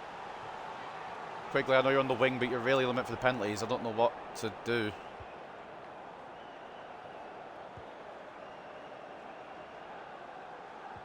Blanchard. Chase this down, chase this down. Chase him all the way back. Mistake. Out to Barlow. No, it's a fucking shit touch. Hold on, hold on, hold on. Pending, pending. Rodriguez. No, it's been closed down. To determine whether we're going to go into the final, it's going to be a penalty shootout. I'm considering streaming my Warsaw stuff. I'd tune in. It'd be a fun little save to watch. FIFA 23 is a flawless game that cannot be critiqued in any way, shape or form. Absolutely. We've taken it to penalties, boys. Now it's on us. I mean, it's been on us the whole time, but now it's really make or break. I don't want to get broken. I really don't want to get broken. 53 to 47 in terms of possession, 17 shots to 16, 6.3 expected goals to 4.9. I fucked myself over by trying to dribble it in the net earlier, but at the same time, I feel like we've been screwed over a little bit too. Some decent penalty takers in this lineup. Will it matter?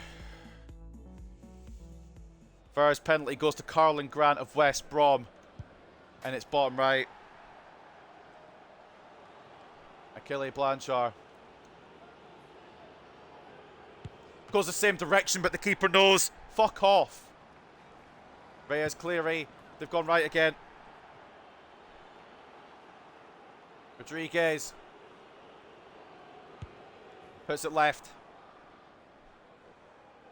Wallace. Goes right again. Duncan guesses.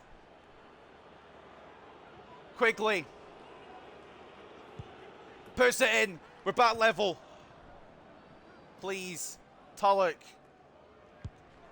Oh, it's a fucking fantastic penalty. Marino. Puts it in. Son on his retirement. Gets it saved. Cochrane, please. It's down to Jack Cochrane.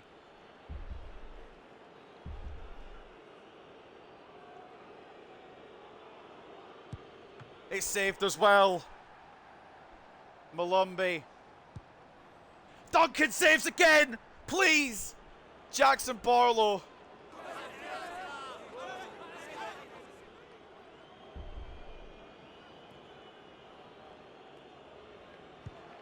We've done it! Oh, thank God, this game. This game's gonna send me over the fucking edge. Holy shit. Logan Duncan with some fantastic saves. But it's Jackson Barlow with the winning penalty. I thought we fucked it. I genuinely thought we'd fucked it. We're off to fucking Wembley, boys. Oh my. I need a minute. I need a minute or two to get my breath back. I'm not trying to make this dramatic. I promise you. I'm just bad at the game. Barlow's on fire. Your defense is terrified. Absolutely. 3-all in normal time. 4-all in aggregate. But we take it through on penalties, and we will face Luton Town at Wembley in the playoff final. Fucking hell. Oh my God. I can't believe it. The pressure. The fucking pressure. 53 to 47 in terms of possession. 17 shots to 16 in favour of West Brom. 6.3 expected goals to 4.9. Fucking hell. It took it to penalties. And in the end, we won it on penalties. Gomez joint man of the match with Blanchard and Wilson. Blanchard and Wilson with an assist each. 7.9 is all about. 7.8 for Duncan, but it could mean a lot more if it means we go to the Premier League. 14 shots on target, 11 saves, 3 conceded. Roberts with a goal and 7.6. Rodriguez with a brace and 7.5. And all-telling equaliser. Marino with an assist and 7.1. Their best player was Cleary by a long way. Actually a striker, but for whatever reason got put at right back. 9.3 in a brace. Berrios could have buried us. Got a goal on 8.1. An assist from Townsend as well, 7.5. As well as Cooper down here with 6.4. Goalkeeper ratings, Pence. 14 shots, 11 saves, 3 conceded. And Duncan, 7.8. 14 shots, 11 saves, 3 conceded. Identical. But I need to watch those again. I need to watch the moment where I thought we were gone. First of all, Benjamin Barrios. It was a catalogue of errors, and it was eventually played through. Couldn't get it away. And Barrios nearly buried us. We know how this goes, to be fair. I'm hoping it goes the perfect way. If we've got to the final now, I don't want to lose it at the final hurdle. I know I said I wouldn't mind another season in the championship, but my God, if we can do it. Oh my God. That's where I thought we were gone. This is when we were back. Just patience around the box. Barlow, Marino, Rodriguez just stabbing it into the back of the net. What a finish. To send it to penalties in the first place. I'm glad I brought Quigley on when I did, man. Because he puts penalty away, I believe. Oh, I think I actually might have missed it. I don't remember. We brought him anyway for a penalty. And then the important part where I fucking nearly shat myself. But we made it through. Jackson Barlow buries it to the left. I nearly fucking passed out with the shock, to be honest. I'm joking a little bit, but it is warm, man. And it's not a day, really, for this kind of drama.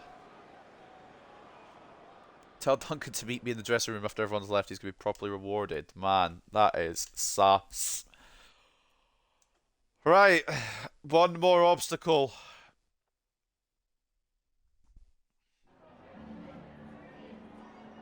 Sent this guy's pipe bomb to Luton's dressing room. Love to see it. We know Hartlepool West Brom would be a tight game. It took penalties to separate you, and now you're through at the final. What do you make of the game? Honestly, I thought I was gone, but we held our nerve when it mattered. We're going to Wembley, boys. We're going to Wembley for a spot in the Premier League. Back-to-back promotions on the cards.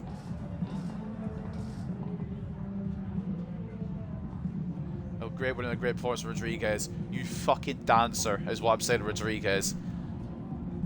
Never have I needed to rely on a striker more than him this season. Fantastic. Absolutely fantastic. There's a shootout always on the cards. Credit to the boys who took the penalties. Rodriguez, I think it's a Rodriguez puts in the lead and then we fucked it for a penalty shootout, like we conceded for a penalty shootout, but actually it was the other way around. Rodriguez saved us, took us to the penalty shootout. I don't want that drama. I just want an easy way of going through. Why does it have to be so difficult? Well, write it down. Sunday the 6th of June. Why? Sorry, hold on. India Cup. I know I've not been looking at the GTN that much, but why have I been looking in India the whole time? Oh, it's fine, whatever. We'll address that another day. Playoff final at Wembley. Harry Howell wants to play. It might be his last game. We'll put him on the bench. He's not starting. Don't be fucking silly. Might be his last game for the club. Right. I mean, we could have done it in more of a dramatic fashion if we tried. I wasn't even aiming to. I'm just shit at the game. So just to refresh everyone's memories, this is the playoff final. Luton Town versus Hartlepool United. The semi-finals were like this. Luton Town making it a little bit easier for themselves. They drew in the second leg, but 4-2 on aggregate sends the Hatters through. Meanwhile, we had to fucking make a meal of it. But we do win on penalties. And we're just one step away. One step away from immortality, from a spot in the Premier League, from back-to-back-to-back promotions. Luton Town versus Hartlepool. Let's take a look then at the news before we head into this. Hartlepool stuck in rut. What are you fucking on about? Hartlepool haven't been in the best of form over the last few games. I don't really know. I'm not even know why I'm addressing this, to be honest with you. I don't even know why I'm bringing this up. I don't know why I'm even following this. The news is absolutely on drugs. Hartlepool United haven't been in the best form over the last few games, but that isn't worrying Rodriguez just yet. We haven't won as many games as we'd like to, began the Hartlepool captain, but we've got to remember back to our better performances in the past and replicate those victories now. But Hartlepool win on pens after astonishing drama. The tie between West Brom and Hartlepool United went to penalties. The Hartlepool United players showed more composure in the final moments of the game before managing to beat West Brom 4-3 in a thrilling shootout. From Marino's Hartlepool struggles continue. We need to find a way to integrate him into the team again because we've got some very good midfielders, but I do still like Marino. He's meant to be the man, to be the main man at Cam anyway. Desperate to get the best out of Marino, Shabalala has tried fielding the player in several different positions. The attacking midfielder seems to have struggled wherever he plays in the team. Will the manager have to make a decision on his player's long-term future at Hartlepool United? Maybe, but we're not making any decisions today. I'm just trying to think. I'm trying to think to the final. And if we're in Premier League, then a lot more is going to change than if we stay in the Championship. So Rodriguez, Danilo, Castellanos, and Wilkinson were the nominees for the Player of the Month for May. And it was Danilo for Bournemouth ended up winning it. I mean, Bournemouth have a stacked squad. Danilo's impressive performance at AFC Bournemouth earned him the EFL Championship Player of the Month award for May. I'm pretty sure it's the Danilo that we had in the Nottingham Forest rebuild as well. But right. How well you can play with yourself, mate. You're not sniffing that pitch. I mean, it depends on the situation. If we're in a comfortable spot, which I'm hoping we are, then you might get some minutes. Playoff final at Wembley then. Let's sort this shit out right now. Duncan stays in. He's been fantastic and he deserves everything in the world right now. Saving us through those penalties. We'll lurk for a bit. No worries, Demon Head. Imagine Rashford full speed running at Galloway. Definitely going to need better defenders. Absolutely. That's going to be a huge... We're going to have to, if we get to the Premier League, we're going to have to upgrade hugely. It depends on the money we get as well, what we can do. Gomez stays in. Contreras stays in. Back four stays. Diop stays. Cochrane. Fuck it. We'll put him in the playoff final. He deserves it. He's been here for a long time. Let's have him in there. Roberts, yes. And I know Wilson should start. But we're going to start Ochoa. And Howell gets his spot on the bench. Potential last dance for Harry Howell. In fact, actually, it will be his last dance regardless, I think. Have a great stream, mate. I'll try to catch... Yeah, I'll be in after this one if you're streaming today. Right.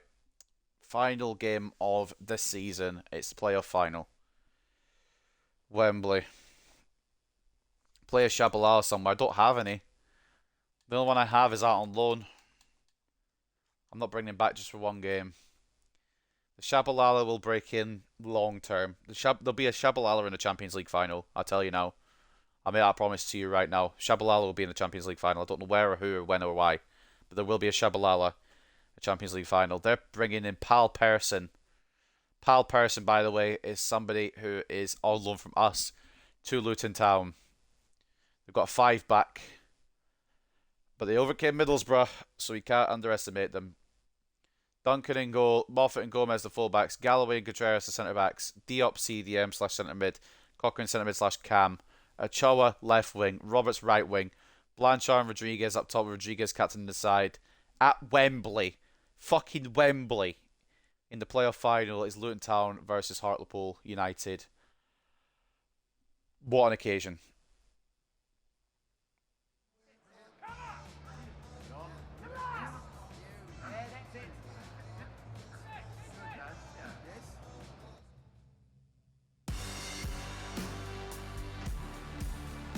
It's a Luton T4. I'm guessing... Oh, it's not Hartlepool one at the other side. Hold on. It's fine. First appearance in Wembley, boys. It won't be our last.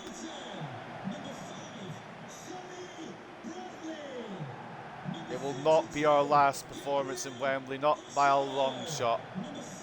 Whether we succeed or whether we fail today, it's been a fantastic journey. Obviously, now that we're in this position, I'd like to go the whole distance and make it to the Premier League. But I can fully understand if we don't make it, then it's a fantastic season regardless. I know the board expected automatics, but I was just happy with the top half finish. We snuck into playoffs on the final day, and now we've got one last dance for this season. Luton Town versus Hartlepool United.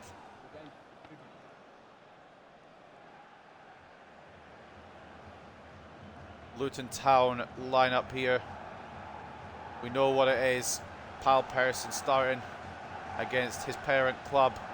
A 5-3-2. Walton in goal. Doughty, Burke, Osho, Bradley and Jones as a defence. Clark, McAtee and Campbell as a midfield. With Woodrow and Person up front. We obviously go the world famous 4-2-4 formation, which a youth squad academy career is built on. Duncan in goal, Moffat and Gomez the fullbacks, Galloway, Contreras the centre-backs, Diop and Cochrane, the midfielders. Ochoa off the left. Roberts off the right with Blanchard Rodriguez up front. Luton kick-off proceedings at Wembley. A spot in the Premier League is on the line. We beat these guys in the season, but they also beat us on an occasion as well. We're 1-1 as it stands with Luton Town. Will we make it 2-1, advance to the Premier League in the process? Or will it be a victory for Luton and heartbreak? As well as I know it's been a fantastic season, it would be the fucking, like the bow tie on it, the cherry on top, if we were to go up to the Premier League. Am I right? Diop, that's a brilliant cutout. I'll go all the way back to Walton in the Luton goal. Rodriguez, the player to watch, absolutely. No doubt. The top scorer still left in the tournament. I mean, Castellanos obviously was never in it. But I think he's the top scorer in the playoffs as well. 2 critical goals in that last game. Ochoa, ball in's awful. Well, you don't do it for views, so it's really annoying to me. His career modes don't get the respect they should. Absolutely thrilling. Best career mode creator ever. I fully appreciate it, mate. But I think it's because I don't. I think it might be partly because I don't edit them down. I just put the full stream up, and maybe I need to look into editing a bit more for future, or maybe I need to look into try to find something different, a different way of going about stuff. I think. But I mean, again, I don't do it for the views. I do it for just for the. I just enjoy streaming, and I enjoy having these kind of saves on record, rather than not on record. And if anyone wants to come and watch them and enjoy them, then they're more than welcome to. Moffat with a searching ball, but nobody's found. But I'm honestly happy just to have any viewers will take it. But if you're as long as if people are enjoying the content I'm putting out, even if it's only a few people, then I'll take it. If there's anything I can do better, give me a notice. Tell me what I could do better. Tell me what you want to see, not Minecraft. Before Jordan fucking says Minecraft. And just kind of give me advice, and I'll take any advice on board as much as I can. I will still probably play the games I enjoy the most, which, as much as I hate to admit, is probably FIFA. But I'm happy to take any advice on board. Helps me grow, and it helps the viewers as well who are watching. Moffat, Choa. Back into Moffat. Just not tall enough, but it's going to fall to Blanchard. Rodriguez. I think I'm going to have to change my batteries. Never mind, they're fine. I thought they were lower than they were. Save from Walton. We've got to try and keep... Like, what I'm going to be really annoyed about is if Pal Person scores the winner for Luton, because he will keep us in the championship and then come back to us. And he'll be Judas. So Pal Person better fucking know his allegiances line in this one. It's really a mind game strategy to have Pal Person be involved. Oh, try to find Ochoa. I mean, Ochoa probably wasn't the choice. It probably should have been Wilson today, but Ochoa's got more experience, and honestly, low-key, could be one of Ochoa's final games as well. We choose to part ways and go for the money. I wasn't intentionally going to do that, but with Wilson breaking out and plenty of wingers on the back burner, a sale for Ochoa and bringing the money into increase the squad in other areas wouldn't be a bad idea. Luton now coming forward. Pal Person laying it off. I've got no centre backs. Brilliant save by Duncan. The rebound tried to go in, but Galloway gets it away. I tried to bring a centre back across, but nobody was in the vicinity. Yeah, just typed out, what were you going to say, Minecraft? I mean, I'm happy to, like I say, I'm happy to do a Minecraft save. I just don't know how to go about it. Like, I don't know what kind of shit you want to see on Minecraft. Galloway with enough strength to hold our own player off. Pal Person, we're going to have a little word with you, mate. But yeah, off you go, mate. Back off the pitch. Don't think you're going to stop our promotion. Because, I mean, if you do, you're getting released. Like, straight up. I'm not even joking. If my fucking promotion run, my playoff run ends to one of my own players, that's just as my career mode as they come.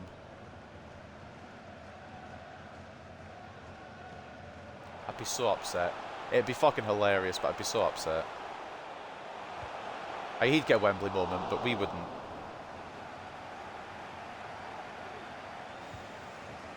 But like Minecraft, I don't really enjoy it. I don't know what you'd want to see in it. I don't know if you want me to play with friends, play solo. I don't really know. I'm not Minecraft. I'm not really a fan of. I don't really know a lot about it. Blanchard, why have you headed it from there? I knew he would. If he bags, I'm afraid you have to intentionally ruin his career. I'm absolutely releasing him if he bags. Well, not if he bags, but if he costs us a place in the Premier League. If he bags and we still win, then fair enough. I'm not a Minecraft guy, to be honest. Nah, I liked it more when I was younger, but I'm kind of growing out of it. Just not really my game. I'll play it if friends are on it occasionally, but I get bored after like half an hour. It just bores the fuck out of me. I suppose it's not that I don't like it. I suppose it just gets me. I get bored of it. It'd be more accurate. It's a good game, but yeah. Boredom sets in quite quick. Probably the best way of explaining it. Just very defensively strong. This 5-back. Roberts looked for, not one. Diop can't get it. Might be going goalless here unless they counter here. We are. No injury time. Goalless at the break here at Wembley. My God, if we go to another penalty shootout, I might cry. Especially if we lose it.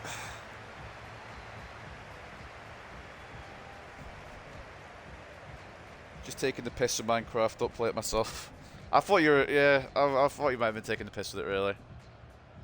On some level, but... No, I don't mind the Minecraft. It bores the fuck out of me after a certain amount of time. I'm the same. Yeah, it's not fun long term. Diop's been absolutely unreal this season. He's been class. Yeah, no, he's been fantastic. He's been on a different level. Defensively sound. And a player is going to be here for the long term. 63 to 37 turns possession in favour of Hartlepool. 2 shots to 1. 0.5 expected goals to 0.3. It's not been an attack-heavy game at all. It's been very midfield, defence-based, etc. It's been a battle rather than anything breakout. It probably will just take one goal from one of these sides to take it through to Premier League. I have ADHD, so I'm easily bored. Yeah, fair enough. I've got mates who have got ADHD as well. They get so easily bored of games too. Boring games torture. Yeah, it's not fun. I mean, if you're doing something, if you've got like a project you're doing on it and it's a long-term project and you're working on it, fair enough. But if you don't know what you're doing, you don't know what you want to do on it, you don't really know what to plan with, like, you don't really plan on it, then it gets kind of boring. Talking about this, I kind of wanted to go back on Minecraft now, to be honest with you. I would have gone Minecraft a bit later, but... Talked about it so much, I kind of want to go on it. Clark, he's the one that's retiring, I'm pretty sure. For Luton as well. First change of the day, Watson comes on. Moffat concedes a corner. Chowa should win this, he's quite tall for a winger. Duncan does win it. Gets fouled in the process, but holds on. It's been really gritty, grindy game, this one. There's not been any real, opening for either team. Not been any kind of flair. It's just been kind of here. Not been as entertaining as the semi-final, I would say. Try to create chances, just crossing it in and hoping someone can meet it. It's probably the best bet because they've got a 5-back. Breaking through it's not going to be easy. Roberts gets tackled by Doughty, and that's a corner to Luton, or to Hartlepool, sorry. Corner given away by Luton. McAtee coming off for Rota. I'm wondering when we go, fuck it, we're bringing Duncan Wilson on. What point do we do that? Ochoa's not done much, but neither has anybody else. Contreras, 6'6", doesn't win it. Rodriguez can get fit to that. Does. Cochrane, it's tackled away by Burke. Too many Luton players back.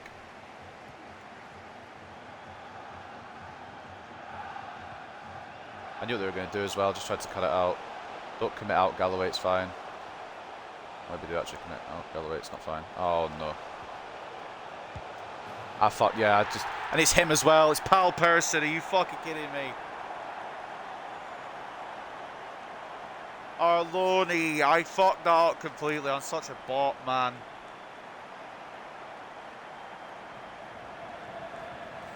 He's a shit person, he fucking is. Against his hometown club, against his parent club, we've loaned him out to Luton, and he could be the one to fuck us over. Gutierrez could put a bit more effort in, I can't lie, to block that. I mean, I'm happy for Persson because he scored, but he scored for the wrong side. You bastard, mate, you bastard, right. We're accelerating the fucking introduction of Duncan Wilson now. I mean it. If that's the winning game, nothing else happens, or winning goal in the game, and nothing else happens, he's gone. I don't care. Franacho makes way for Duncan Wilson. We need those darting runs. I hate FIFA, but I love football, so I'm mainly stuck playing it mostly. Yeah, I do like FIFA. It's just some of the shit in it that happens is very silly. Oh, Christ. I've got a horrible feeling, boys. I've got a horrible feeling. Sinking feeling. Good by Contreras. Instead of trying to cross it, I think we should go through the middle now. Rodriguez. Roberts. I tried to pick him out, but got tackled as I attempted to play the ball. I can't believe it. I knew it'd be our fucking loanee that scored it as well. When I saw him starting, I was like, yeah. Moffat tackles, but it's going to be brought back. On your dimmer for Jones. Next Luton change. Bring off Persson, for the love of God, before I 2-foot him. I think a 2-foot to a skull would be a fair payment for that. If it's the winning goal, then absolutely. But it wouldn't be my career mode if something stupid didn't happen like that. My own player puts me out of the Premier League. Imagine. After all that, Blanchard out to Moffat, or I don't really know who it was out to. I had no power on it. It locked onto Moffat. Not again.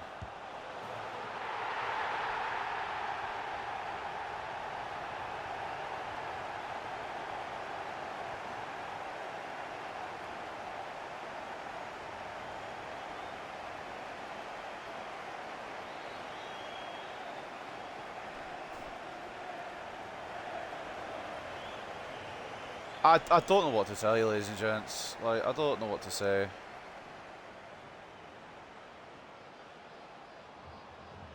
My own player, who in real life wouldn't play against me because of the fucking rules of loan clubs, has put 2 past me, and has probably put Luton into the Premier League, truth be told. Bastard, prick, motherfucker, piece of shit, cunt. Yup. Perfect explanation. Pal Persson, mate, I had high hopes for you. But you're celebrating past it. Like, if he wasn't celebrating, I'd maybe forgive it, but... Oh, I can't even run through Wilson. Oh, it's gone. It's gone. GG's. Smile. We've come back from these before, but I just don't feel it today. Been unable to... Oh my God, we're unable to create anything. I'm unable to speak, apparently, as well. Pal Person's just decided to turn into R9. Right. Focus. Oh, I can't even run through with my fucking wingers like I usually would. They've got me marked down to a T. Blanchard. Wilson through the gap. Can't even get it through the gap. You've got me sorted. This would be the moment Kai becomes Heisenberg, honestly. Wouldn't surprise me at this point. Galloway picks up the ball. We've got 18 minutes. I'm sorry, Harry Howell. You're not going to get your minutes today, fella. Blanchard, need to put this away. Cochrane, somebody put it away. Oh my God. We're going to lose the playoff final to my own player. What a fucking ending to a stupid story in the first place. Mate, I can't believe this. I'm actually going to lose the playoff final to my own player. Don't you fucking dare. Nearly gets a hat-trick, the prick. It's a terrorism 5-back, it fucking is. How is it that I knew that my own player was going to do that? My own player dumps me out of the fucking... Oh, Christ almighty. Great save by Duncan again, man.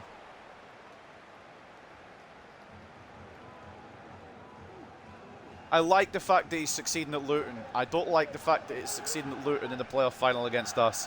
This is the mind games from Luton all time long. We've still got 12 minutes, and I reckon there's still a chance for us, but my God, I think that we've been dumped out of the fucking Premier League by our own player. Are you joking me? What's going on here? Stop wasting time. Ball in towards Roberts. Heads away. Rodriguez gets fouled. Let's get sorted a bit quicker, lads. Come on. Only 10 minutes to go.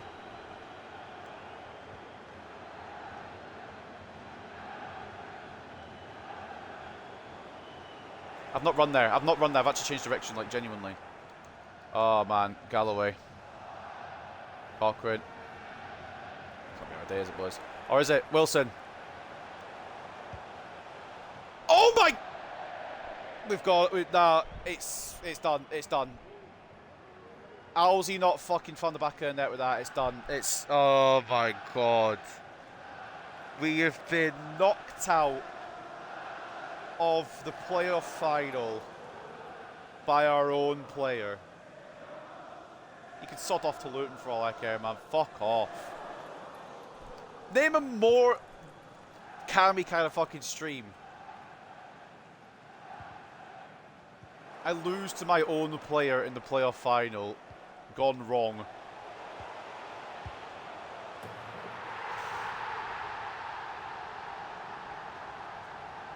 I'm not anymore. I was okay for a brief moment. But I've lost it now. Duncan's just pissed me off for that save attempt.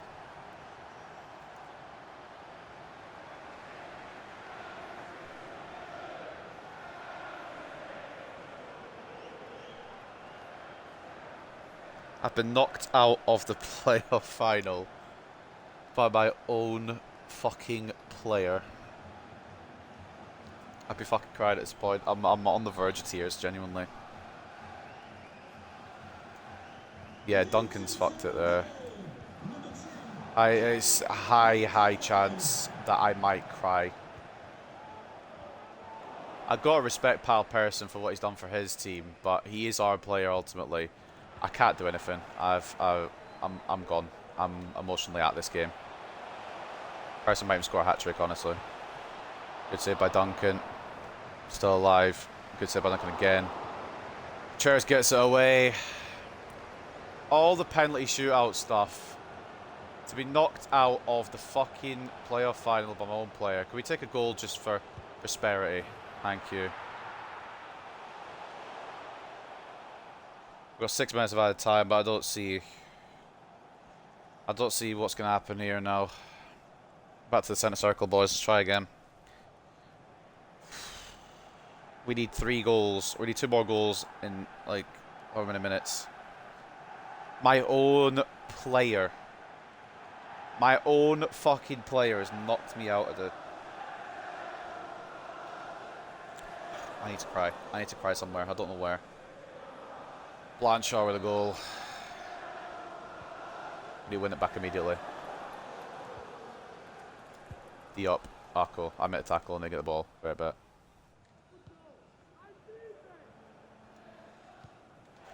Just want the ball, lads.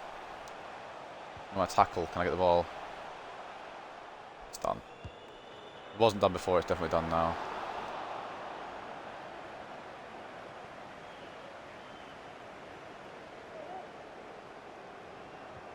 I'm in fucking disbelief. If Rodriguez scores here, fair enough. We've made it look respectful, but... It's too little too late.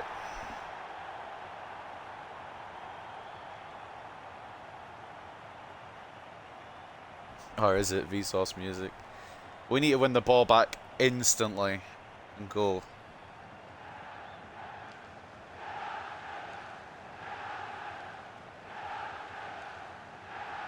Absolutely heartbreaking. Duncan was prime yesterday and suddenly he's the worst keeper again in the biggest game. Love the Ultimate Team sweaty. I had to. Recall the load in the bag too quick. Right, come on boys.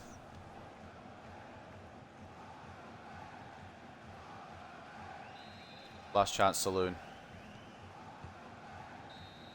The ref's not even going to give us the time. The ref's not even going to give us the time.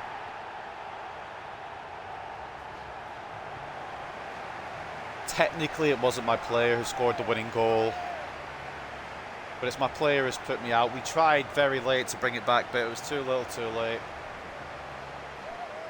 Luton advanced to the Premier League.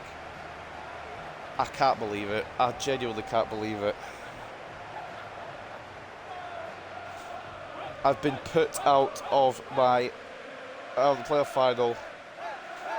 I can't believe it. I can't even word it.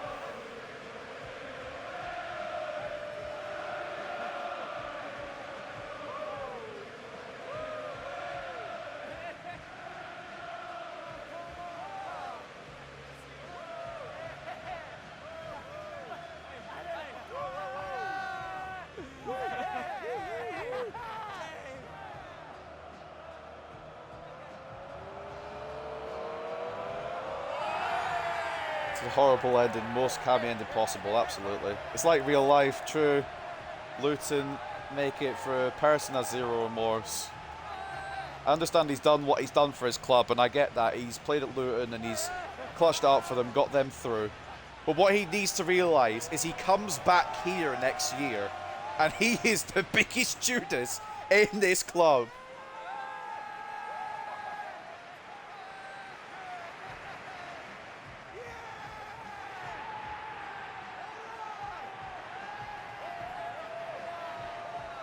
If there was ever a fucking cammy ending to a stream, it's me getting knocked out of the final hurdle at Wembley by my own fucking player.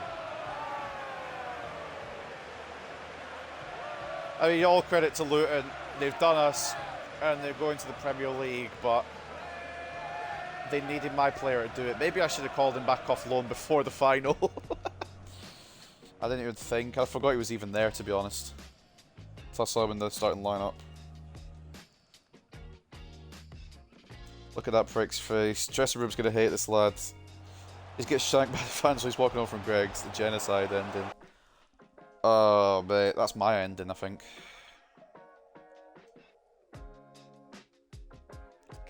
I still can't believe it. All that with West Brom. Penalty drama, everything, and it ends like that.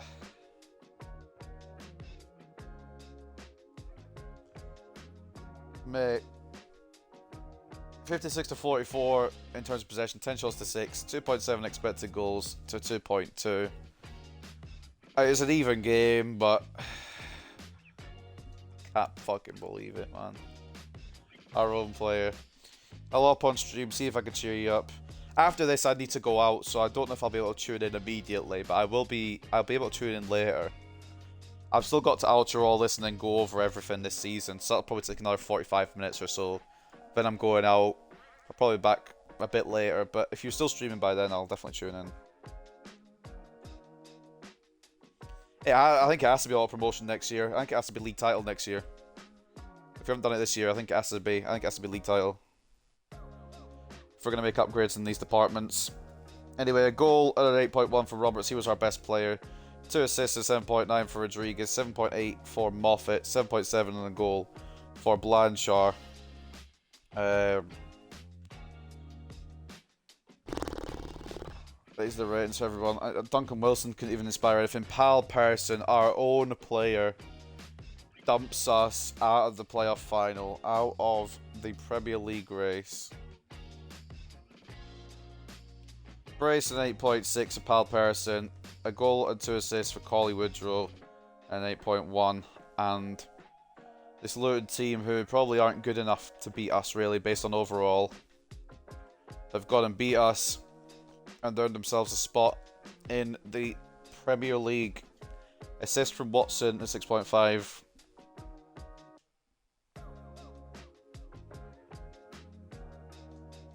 Heartbreak, pure heartbreak. There's nothing much more I could have done there either. I even brought it back with 2 injury time goals, but too little too late.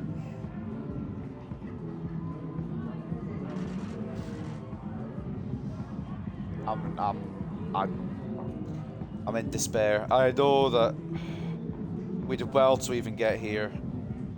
I know that we did well to even get to this point, to get into the playoff positions on the final day, to get into the playoff final the way we did, then to get dumped out by our own player.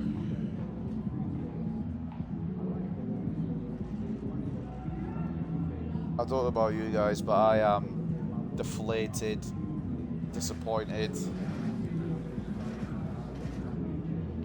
just all round discouraged, just very upset. I think it's probably the correct rating to go. But it wouldn't have been my stream if it hadn't been my own player doing the dirty on me. If Luton want to take him on loan, they can have him. That's absolutely fine. He's not staying here anymore, the fucking Judas. I can't believe it. Franacho's going to be fuming. Harry Howell's going to be fuming. Respectfully, Harry Howell, it was a playoff final, fella. Let's just sim a bit further. Up till towards the end of June, and then we'll do a big review of the season. Monthly scouting update. The last one of the year. See if we've got any talents we can improve on next year. Hugh Summers, overall of 47 to 63%, so 69 to 93. We'll bring him in and see what he's capable of. Bradley Norris, overall of 48 to 64. Potential of 63 to 85. Not good enough potential in my opinion. George Adams, overall of 47 to 63. Potential of 54 to 74. Jackson Barnett, not even good enough to fucking wash the boots at the club. Overall 26 to 36. Potential of 43 to 59. And Archie Nicholson, overall 40 to 62, or 46 to 62, potential of 59 to 81. Not good enough, unfortunately. Rodriguez wants to know what we're going to do this season. Well, we tried to win the damn playoffs. And that didn't work out, did it? There's got to be some changes next year, I think. We're going to have a couple of big departures on account of the fact that we didn't make it, I think. And I know who probably will be at least of one player to go. I think it's probably going to be Franachoa's swan song. He's not very happy at the club. Duncan Wilson's come in and had a stormer. So I think Franachoa probably will be on the outs next year. We'll sort all this out in the Season 6 opener, which will... I don't know when that'll be. I need a break from this, I think.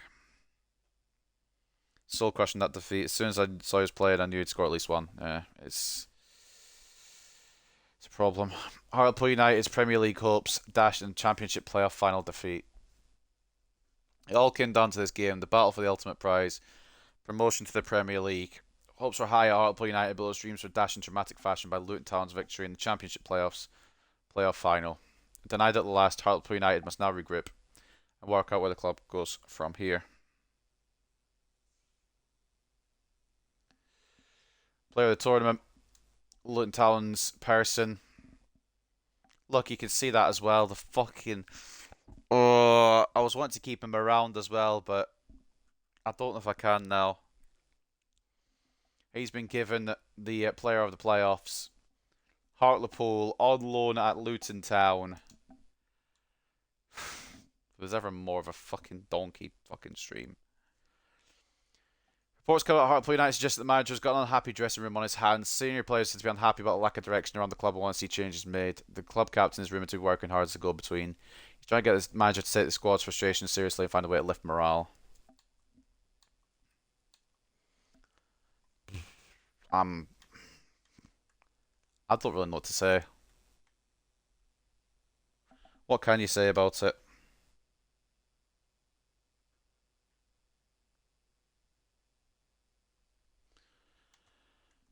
Right, I guess we'll go through the stats then. First of all, we'll go through top scores, etc. Top scorer of the season was Tati Castellanos for Bournemouth. He got 35. Our top scorer personally was 27 for Rodriguez. McGree with 26 Millsborough. 25 for Ingvartsen. 23 each for Wilson and Blanchard. And don't think we had anyone else on the scorers list. Assists go to Rodriguez, 26.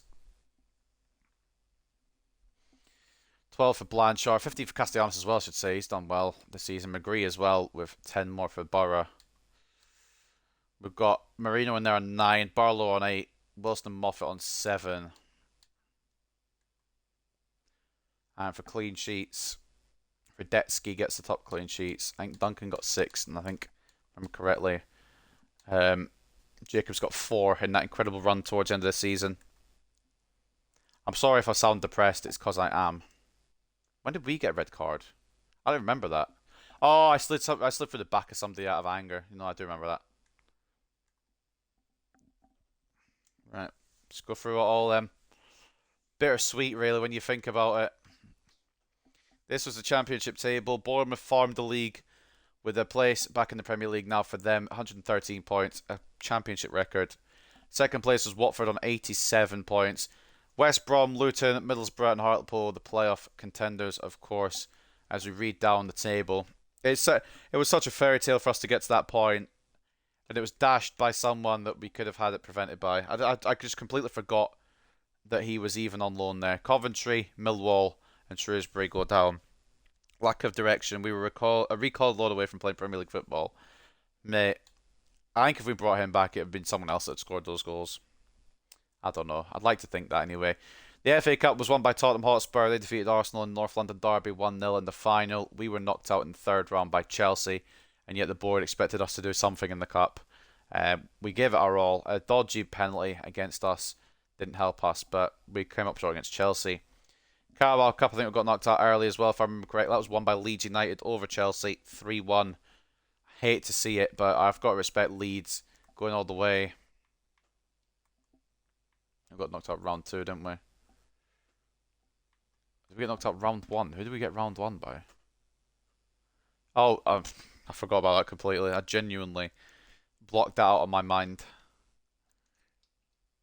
Championship playoffs. Luton 3, Hartlepool 2. And it was such a dramatic story to get to that point as well. 4-all in aggregate. We got past West Brom on penalties. Luton got through Middlesbrough. And our own player. Can't believe it. The Super Cup was won by Manchester City over Bayern Munich 1-0. They were the Europa League winners last year. Bayern Munich were the Champions League winners last year, of course. The Champions League winners this year are Man City. They beat PSG 3-2 at the Noyal Classico in the final. What was their route to the final? Top their group with 15 points. Defeated Sporting. Defeated Juventus, defeated Dortmund, and then defeated PSG in the final. Europa League was won by Roma FC over Liverpool 4-3. That would have been a fucking good final to watch. What was their route to the final then? Did they drop from the Champions League? Nope, they topped their group, Group H. Into the round of 16, they beat Salzburg, they beat Newcastle, they beat Torino, and then they beat Liverpool. And then the Conference League was won by West Ham 2-1 over Basel. West Ham topped their group undefeated with 14 points. Defeated Rapid Vienna, defeated Fenerbahce, defeated Monaco, and then defeated Basel to win European silverware. As for all the other leagues, this is my favourite, just to see what everyone else has done. I'm a nosy bastard.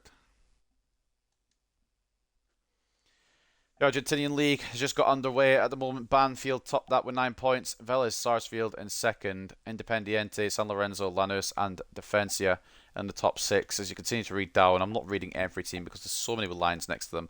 But what I do know is that the bottom 3 as it stands is Atletico, oh it's not, it's Arsenal, Aldosivi and Barracas Central. Isuzu A-League was won by Melbourne City, 51 points. Melbourne victory in second place. They'll get continental football as well. Western Sydney Wanderers, Macarthur FC, Adelaide United and Sydney FC in the top 6. And the bottom 3, Central Coast, Wellington Phoenix and Perth Glory. In the Austrian Bundesliga then, Red Bull Salzburg win that by 9 points, undefeated again. I think it's again. Pretty sure they were undefeated one time before in this save. Rapid Vienna second as well. Wolfsburg, Sturm Graz, LASK and Austria Vienna get some type of continental football. As we read down the bottom three, Tirol, Ried, and Hartberg. The 1A Pro League, the Belgian League, was won by Aidan Sutherland and Mariano Martinez's Royal Antwerp. 12 points clear of closest rivals, Ghent. They will secure a spot in the Champions League. Ghent second, Bruges third, Anderlecht fourth. And what I've realised as well is we won't be able to sign Sutherland back for even longer now because we have got another season in the Championship next year. I could cry. KAS, Eupen, Mechelen, and STVV, the bottom three in Belgium. Chinese Super League, Shandong Taishan win that, or at least they're winning that. I don't know if it's into the season. 30 points at the moment they're on, with Wuhan Free Towns, Wuhan FC, and Changchun Yatai. Continental football, reading down, is the bottom three going to be anyone I know? I don't know any of them really. Guangzhou City, Shenzhen FC, and then Rangcheng FC. I'm probably pronouncing a lot of these wrong. Danish Superliga was won by Midtjylland. They're 2 points clear of Nordsjælland in second. Viborg, AAB, Randers, and AGF, the top six. Bottom three goes to Lyngby, Silkeborg, and Horsens. League 2, feels like a long time ago, was won by Forest Green. They top the league with Colchester and Charlton Athletic. I forgot they got relegated, but they come back up automatically as well. And one of Wickham, Salford, Carlisle, and Port Vale will also be advancing. As we scroll down, the bottom two, Stevenage and Harrogate, would be relegated to the conference if there was one. Well, National League if there was one. League 1 was won by Peterborough with 92 points, 14 clear of Blackpool on 78. Lincoln, MK Dons, Portsmouth, and Oxford, the playoff holders there. One of them will go through to the Championship and face us. I just realised those teams will face us next year. Pain. There's a lot of goals going on. Fucking hell. Thought we were bad defensively. Because he'd listen to some of these cunts. Relegation zone. Oh, right. We don't need to look at this. Sheffield Wednesday go down to League 2, which is fucking mental. Mansfield Town, Gillingham, and Bradford City also relegated. I was generally ready for us to stay in the Championship 2 episodes ago. The roller coaster of the last 3 episodes, fucking hell.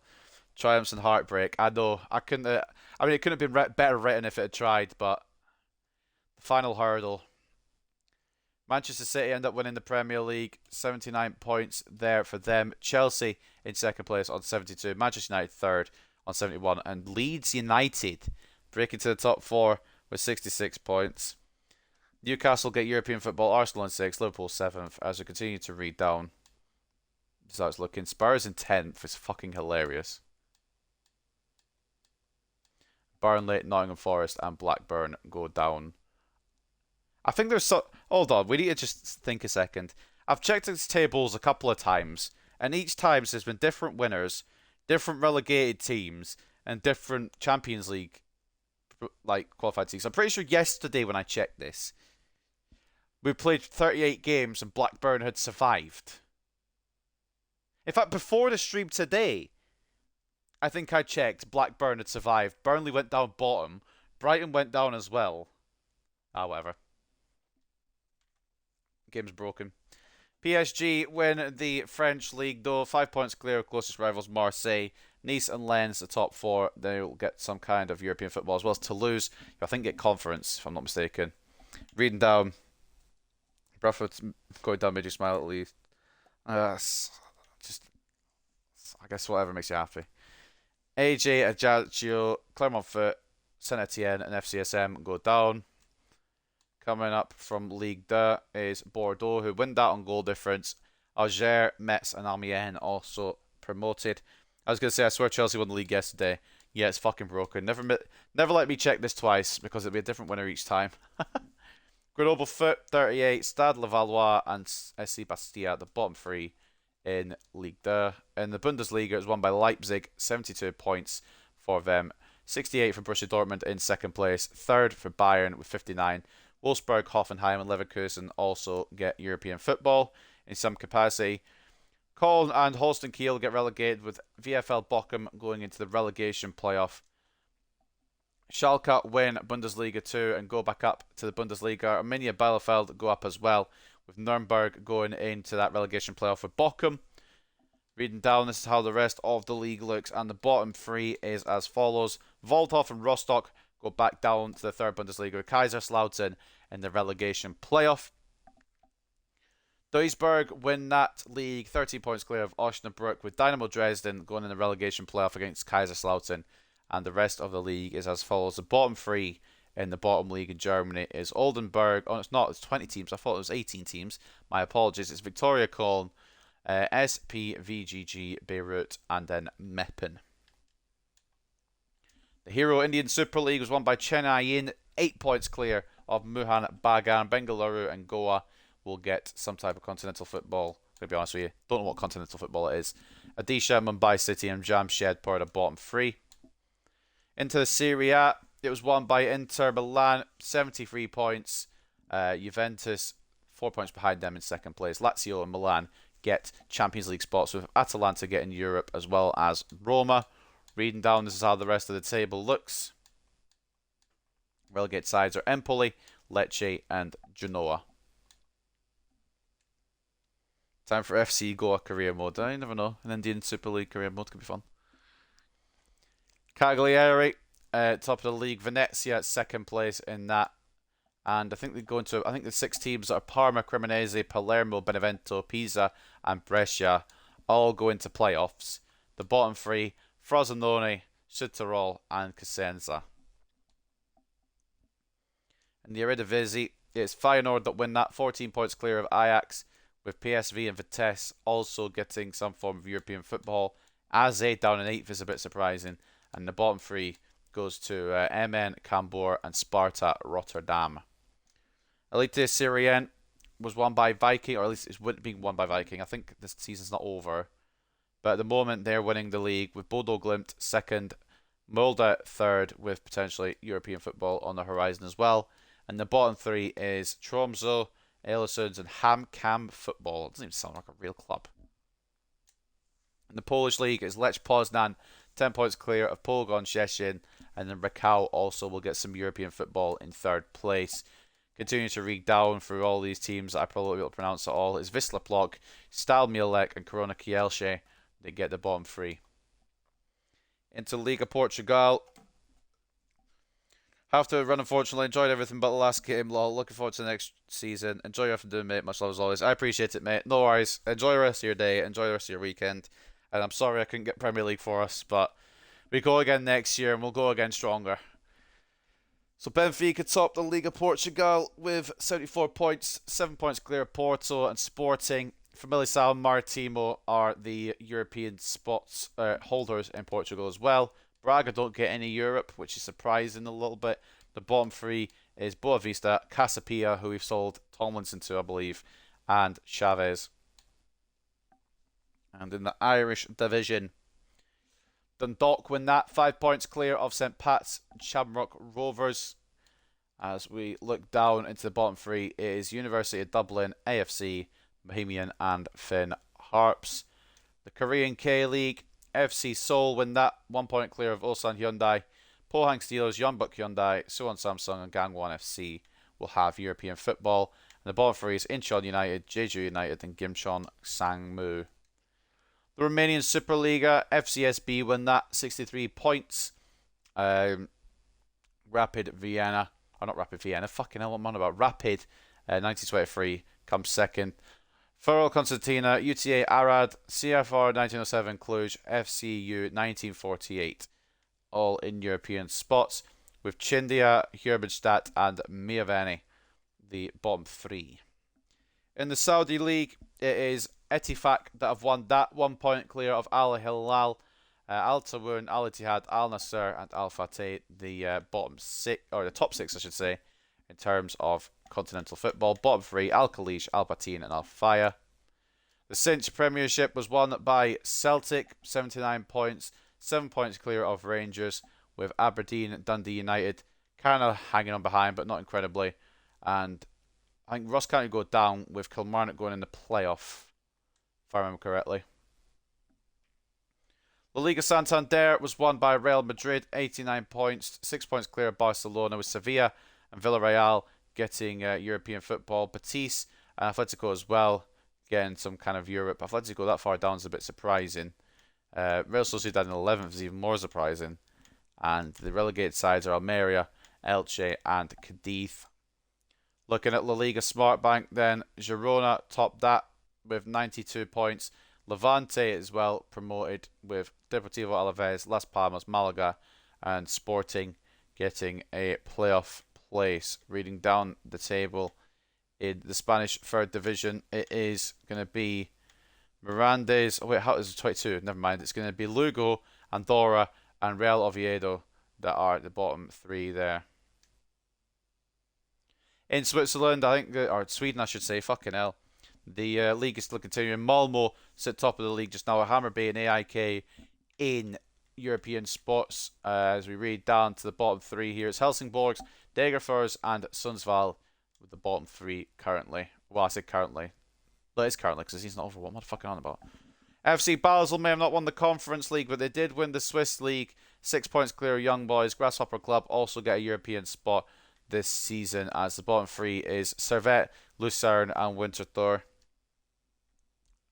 The Turkish Super League, we're nearly there, don't worry. Galatasaray win that with Fenerbahce, Başakşehir, Beşiktaş, and Trabzonspor all getting European football in some capacity, with the bottom three Kasimpasa, Antalyaspor, and Istanbulspor as well.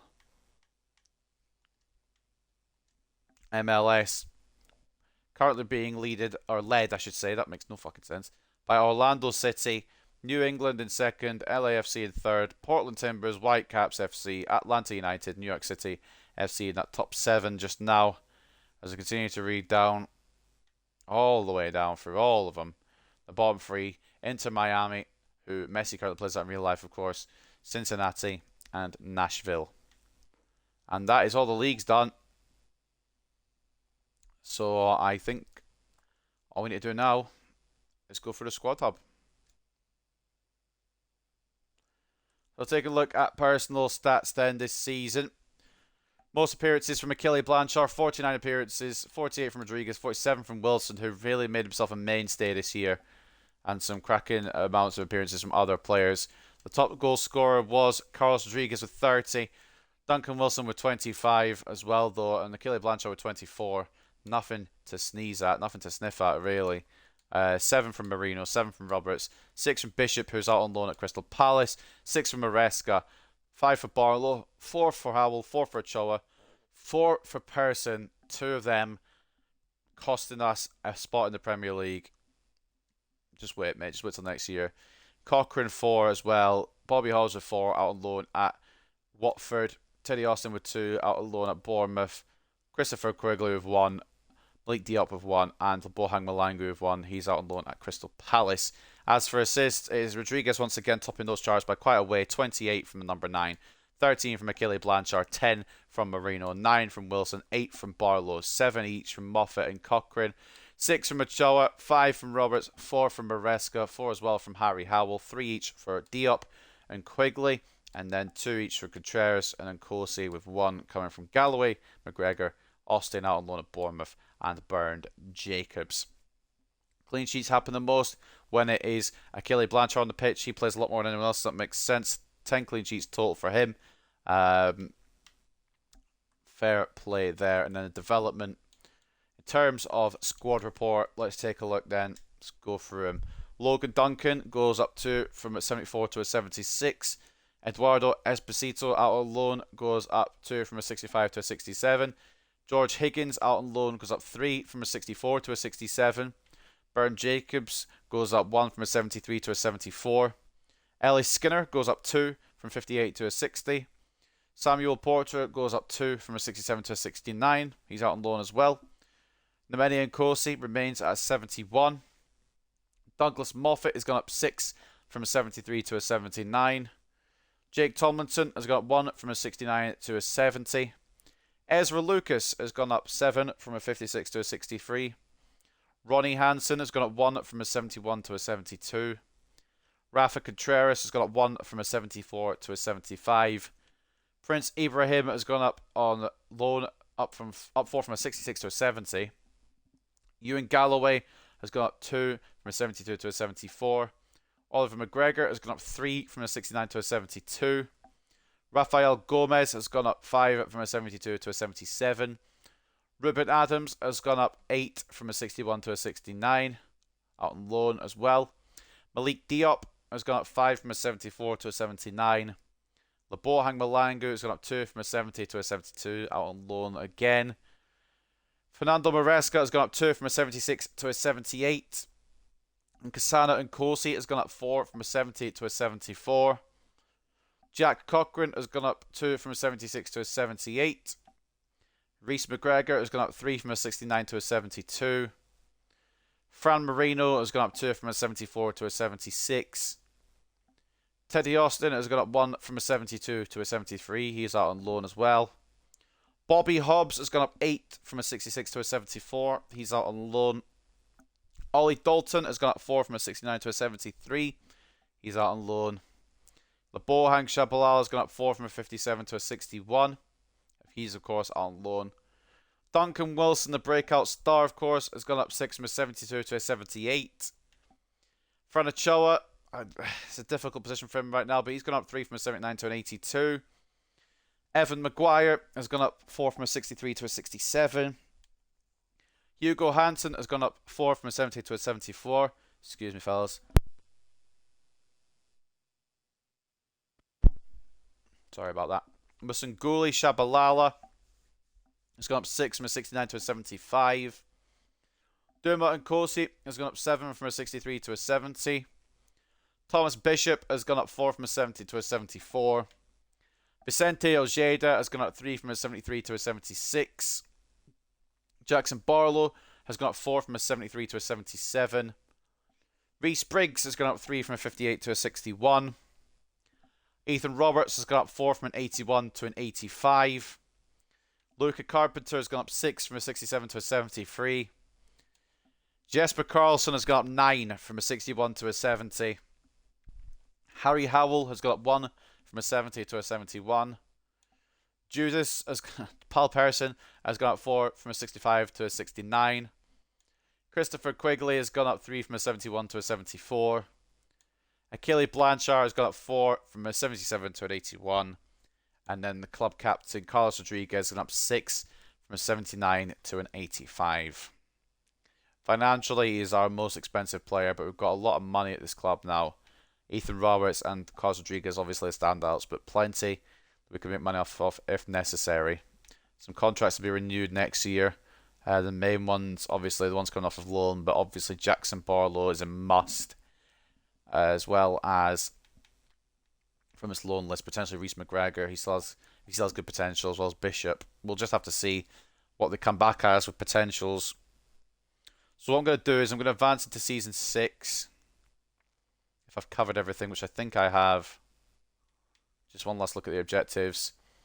Youth development we didn't do. Brand exposure we did. Financial we did, but it didn't register it for whatever reason. Automatic promotion in round 16 stage we didn't do. We had no continental success. So we shall advance up to the end and see what we've got to say.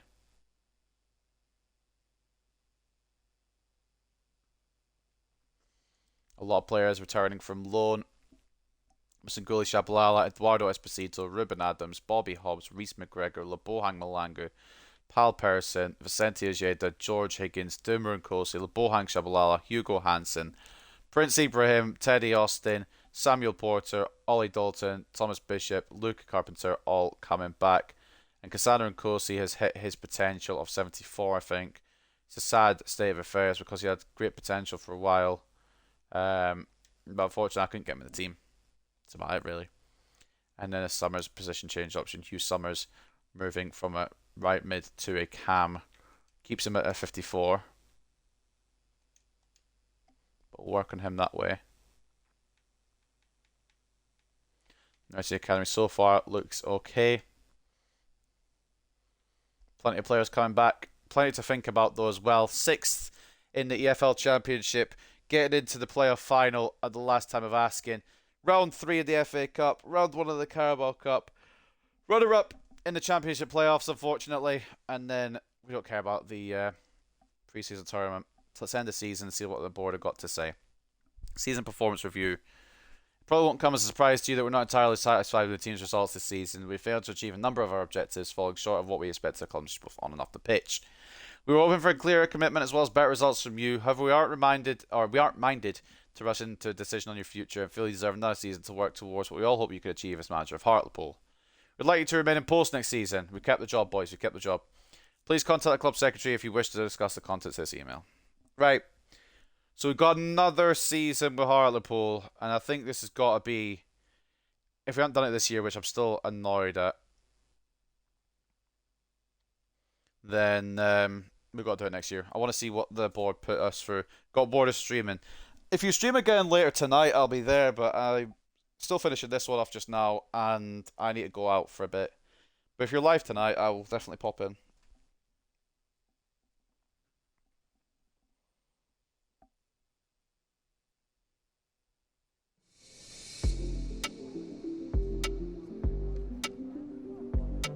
Exit here. I think this is Jake Tomlinson. We already pre-agreed this. He's going to Casapia, Portugal.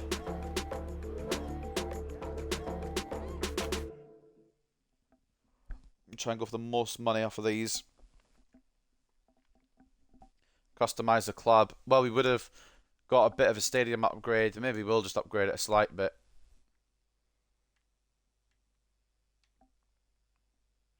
Get 4 stands at least.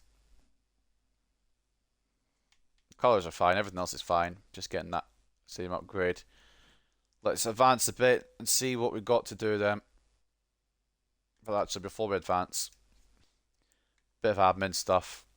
I'm only doing these contracts because I want to see what potential tags they've got. This is me just kind of clearing things up now. It's not really important to watch. If you want to click off, I wouldn't blame you. Rotation. He's accepted rotation. He probably would be a starter if we do sell Ethan Roberts, which is in the mind. I'm not going to lie. Ethan Roberts might feel like he's too big for this club now. Imagine what we could build with that money. I'm just thinking out loud right now. I'm not selling anyone today, except for Pal Person. I'm putting him on the transfer list ASAP. But we're not going to make any snap decisions today. We'll figure it all out when we open up Season 6 next stream, which I don't know when that'll be. Let's just negotiate all these contracts through. I'm going to be selling some of these players, but we'll get more money if we time down to a bit longer contracts. Like, for example, Esposito, he won't be sticking around. But we'll just renew the contract anyway. And for the majority of these, it is just to see what their potential tags are, because at the moment it'll say they'll have 12 months on their contract or contract expiring or something. Like, for example, if I go here, contract expiring 12 months. I mean, Shabalala's not really a big deal. We're going to sell him. But might as well sign him to a new deal. I thought he'd take off a little bit better, because I want to have a Shabalala for the Champions League final. Named after the manager, of course, but it won't be this guy. Definitely won't. He's a very good candidate, but we've got a lot of wingers. So, I don't know.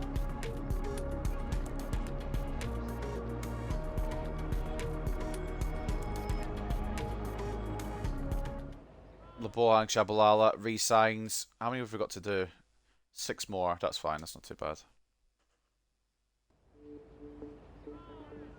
Christopher Quigley. 1 on the maybe pile at the moment. Got a good growth. Got good potential. Just doesn't have a good actual... He's just not good. He's just awful on the pitch. To put it bluntly, he's just shit on the pitch. Not like he's actually shit on the pitch, but like... He is bad on the pitch. Not he's literally taking a shit on the pitch. Why am I explaining this? Thomas Bishop. Unfortunately, there's going to be some players I have to sell because the position is overfilled. Like wingers.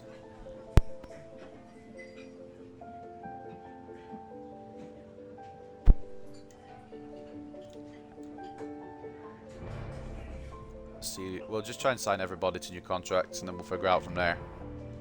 I understand if you want to click off now. This is kind of admin stuff.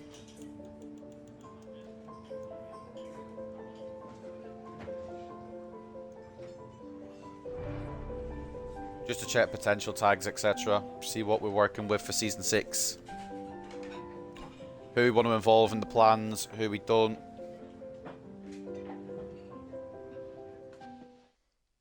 I think there's going to be a couple of big departures this window, though. The disappointment of not making it to the Premier League at the first time of asking might bring down the morale of some players, and the main man that could affect is Fran Ochoa. As much as I love the man, letting him go would not be as difficult as I initially thought it would have been earlier on in the save.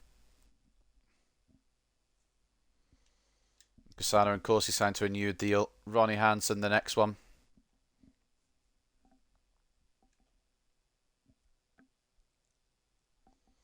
We're not absolutely going to put anyone on the transfer list now, like I said, though. Except for Pal Person, he's going. Fucking wanker.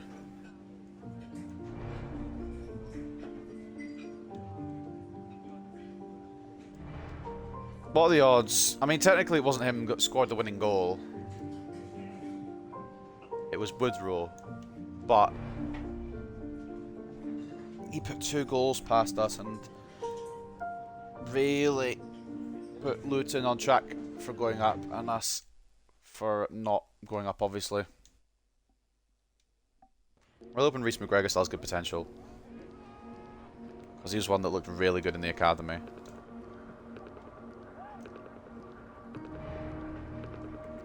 Based on potential, etc., we might loan some out, we might keep some on, we might sell some just because of the positions being too sought after. Maybe position changes might need to come into effect just to fit some of these players in. McGregor accepts a 1.6k weekly wage. Everyone's kind of earning the same at this club now, or getting towards that point.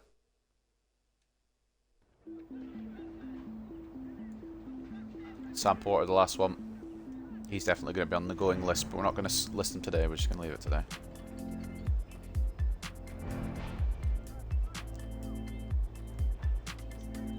Or wants the appearance bonus, which I'll take off. You'll probably ask for another 100. Oh no, 1.5. Sorted.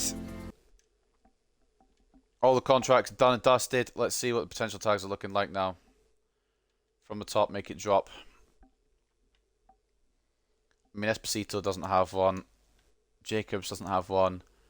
Higgins still has potential to be special. Another loan out for him. Ellis, in fact, I will leave it just now, so I can come back on and see it next time. Ellis Skinner doesn't have a potential tag, which is kind of annoying. Douglas Moffat is still showing great. Kosey's hit his, we know that. Porter, Prince Ibrahim showing great. Hansen, Ezra Lucas showing great. Casapia will take Tomlinson off our hands when we see him a couple of days. We also have to development plan all these, but I'll do that in a... well, I'll do it off screen. I'm not going to leave it all in here. Galloway and, of course, McGregor got potential tags. They've got any more growth room for them? Like, have they... no, they can't. Well, Galloway can't prove. We've done this menu as well, because I can't see the potential tag. Right. What the fuck? Oh, shit, I fucked this up completely. We're doing well here. We're doing well, I'll tell you that much. Right, McGregor's where we're at. Ruben Adams somehow doesn't have a potential tag, despite having a great loan spell. It's kind of annoying. Gomez doesn't have one either, so he's probably hitting his peak soon. Bleak Diop still has showing great. Malanga doesn't. Cochrane has hit his, I'm pretty sure. Maresca's showing great. And Cassano and Kosey, take him off the loan list. Probably put him on a transfer list, we're not going to do it just yet. Reece McGregor is still showing great. He was an exciting prospect before he left. Teddy Austin showing great as well. I didn't know that. Bobby Hobbs, exciting prospect. Fran Marino showing great. Ollie Dalton not showing any. LeBlanc Chablal not showing any. Duncan Wilson's now up to an exciting prospect. Mate. I love it. Fran Ochoa still showing great potential. Masunguli Shabalala, exciting prospect. Evan Maguire, he's on a loan deal that's going to be agreed through when we see him a few days. Hugo Hansen doesn't have a potential tag.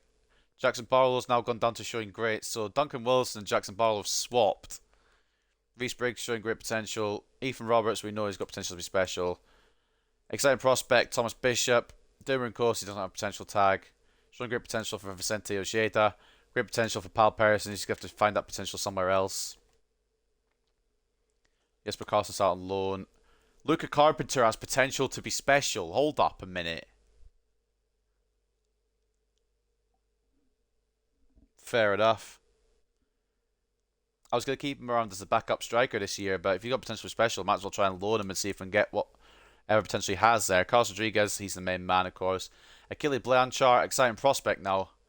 Harry Howell, I don't think he's going to grow anymore, unfortunately. And Christopher Quigley has lost his potential tag too. Fair enough for some of these players. Some have got better, some have got worse. I'm going to sim to the point where we can see our transfer budget. I know we can see it on the screen, but got all these messages as well. Transfer budget increase of 38.2 million this year. Rafael Gomez has an offer for Werder Bremen. That's get instantly turned down.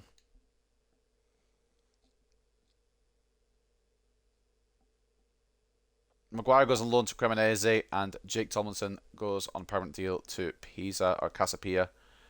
Hey boss, I'm a bit surprised you're looking to move you on, but I can't say I'm unhappy about it, mate. You've just cost me Premier League football. It's the best thing for you, mate. Don't come back here, for the love of God. Everyone will fucking hate you. So one last thing I need to check. Just for my own mindset. First of all, this kid. Still can't go for him.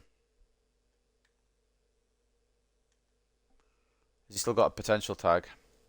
Because he's still 75 rated. He hasn't really grown. Might better just keep him with Achille Blanchard at this point. Still exciting prospect. But Blanchard's now an exciting prospect. And so is Duncan Wilson. That's fucking huge.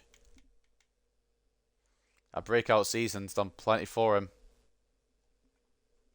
And somebody you didn't expect to have potential to be special. One of them, Luca Carpenter, in my opinion.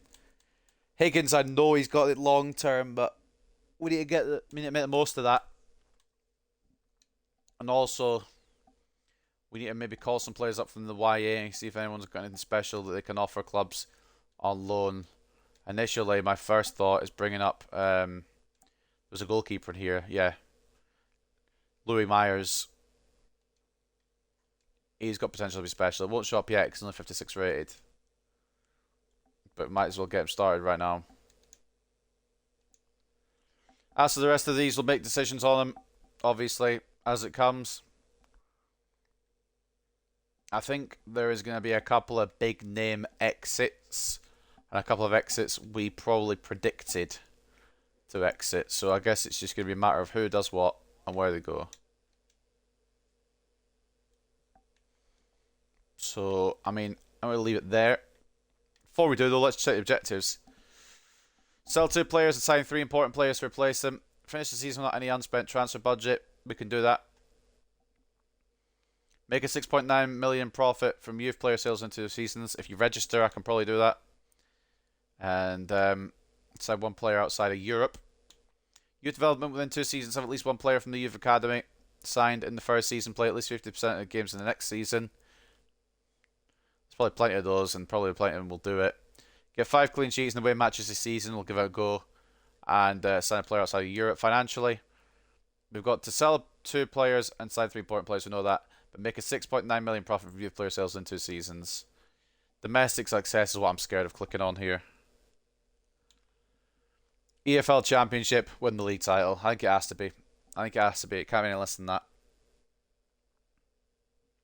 And continental success, none. But we've also got to reach around the 16th stage again. So before we go into the obvious European, International Cup, whatever, see what the championship looks like this year. What we've got to come up against. Because the fuck knows who's been relegated, honestly. Blackburn came down. Forest came down, I think. And who else? Was it Preston? I don't remember. But either way, I think with the squad that we're going to build this year, I think it was Burnley that came down as well, sorry. With the squad that we're going to build this year, I think league title has to be the aim. And I'm fine with that. Got another chance at it, another stab at it, and I think we'll make the most of this. Heartbreak to not get it happening this time, but there's always next time. But ladies and gentlemen, I'm going to end it there for the Season 5 finale.